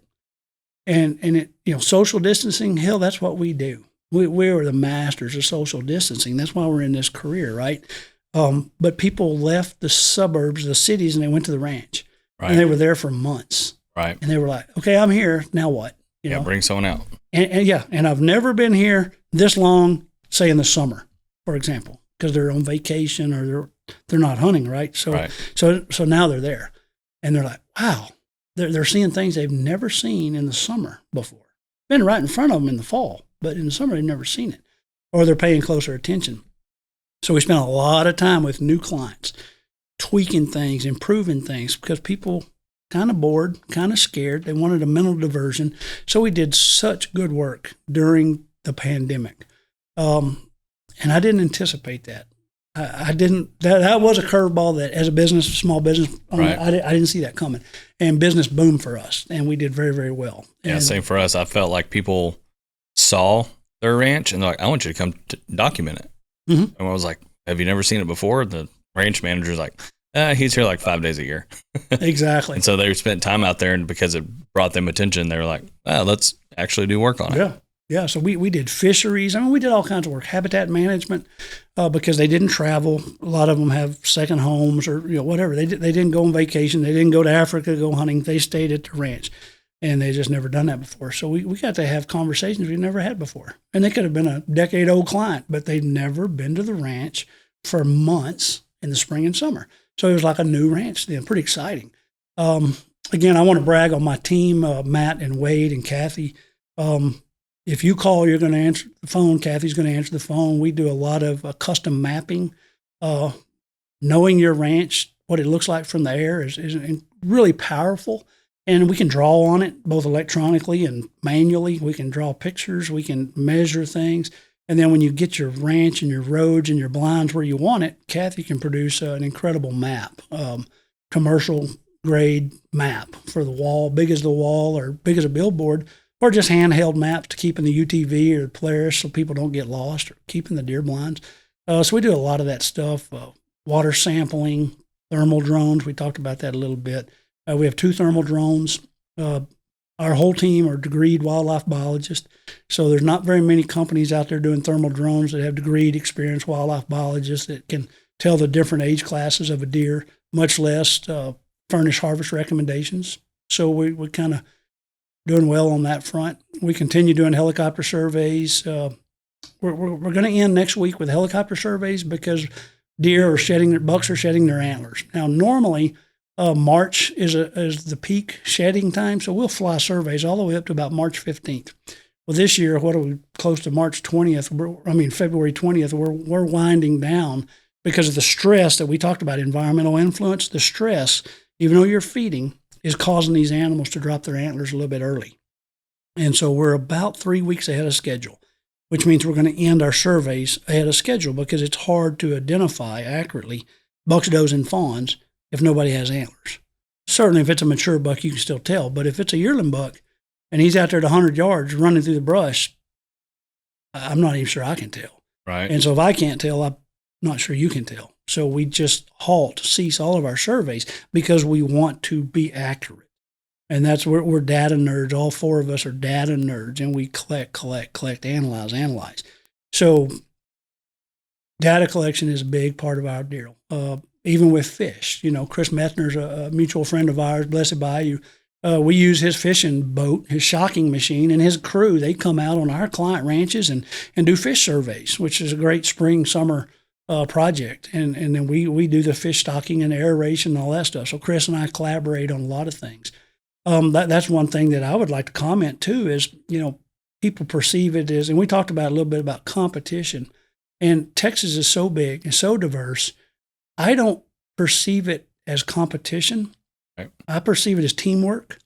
I think goals and objectives, we all want to do this. We all want to make a living too. But there's been more times than not that we're too busy. My team's too busy. We're book solid. And I will refer, quote, competition, if somebody would call them that.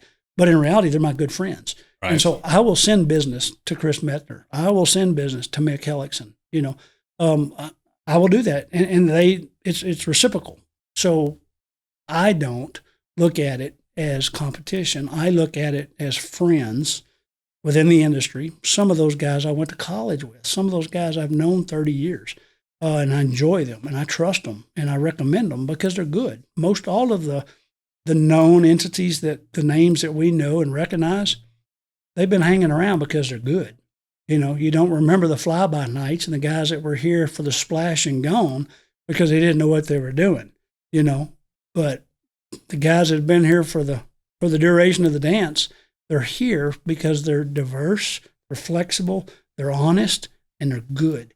And so I have no problems talking about other business, other consultants, other wildlife biologists because they're good. And right. I send my clients to them. And I recommend them because they're my friends. Right. So Texas is big. Texas is diverse. And real estate's changing hands like hotcakes. There's more than enough to go around. Right. And so I just don't like the idea of competition. The name calling of, oh, he's a competitor. No, he's a friend. That's a lot different, So I'd like to just say that and give a shout out to all those guys. And there's some good guys out there. But if you want to hire Spring Creek Outdoors, we've got, 47, 48 years combined experience. I will be involved, whether you're working with Matt or Wade. I'm still going to be involved. It may be at an arm's length, but I will be involved.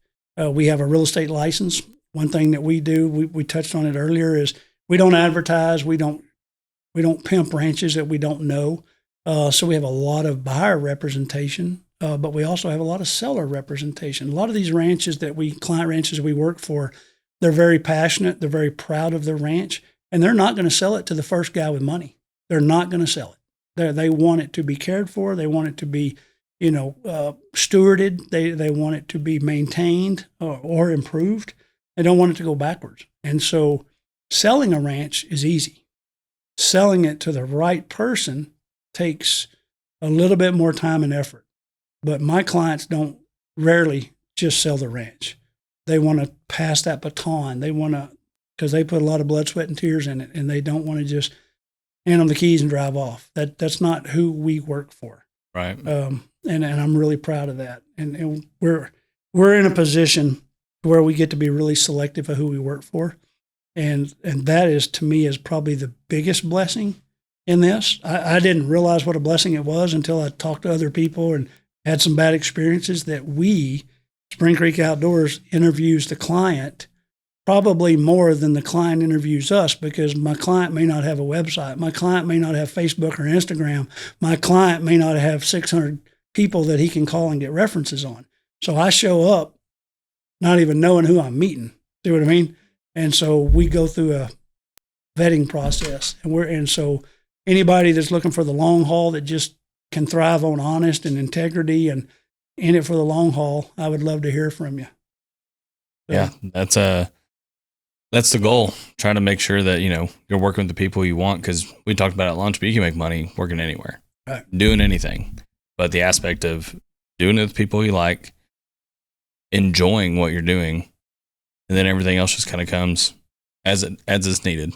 That's right. And we did talk about earlier, he's driving, I'm not. I'm right. the passenger in this thing, and I'm not gonna say otherwise. The man has been very good to me and my family, and we give him honor and praise, and man, it's a beautiful position to be in. And he always looks out for the people that try the hardest. And that's one thing that I'm proud of, is we are going to try very hard. Absolutely. Yeah. Well, I appreciate you coming on. We spent, 8 hours together today, and I'm honored to be able to do that with you. Well, thank you for having me very much. It's a pleasure to be here. You have a beautiful studio. Been watching you guys and for a long time, and I'm super impressed with how you do business, how you conduct these podcasts. This is first-class operation, and I appreciate the opportunity to be here, and I will definitely come back if invited. Absolutely. You're invited anytime. So, everyone, thank you for listening to today's podcast. If you listened to part one, I highly or if you didn't listen to part one, I highly recommend you go back and listen to that one. Macy is a wealth of knowledge, and we are happy to have him here. So make sure you like, subscribe, and if you want to be on the podcast, or you want to be a sponsor, or you want to recommend someone to be on the podcast, go to droptinestudios.com/podcast. We'll talk to you soon.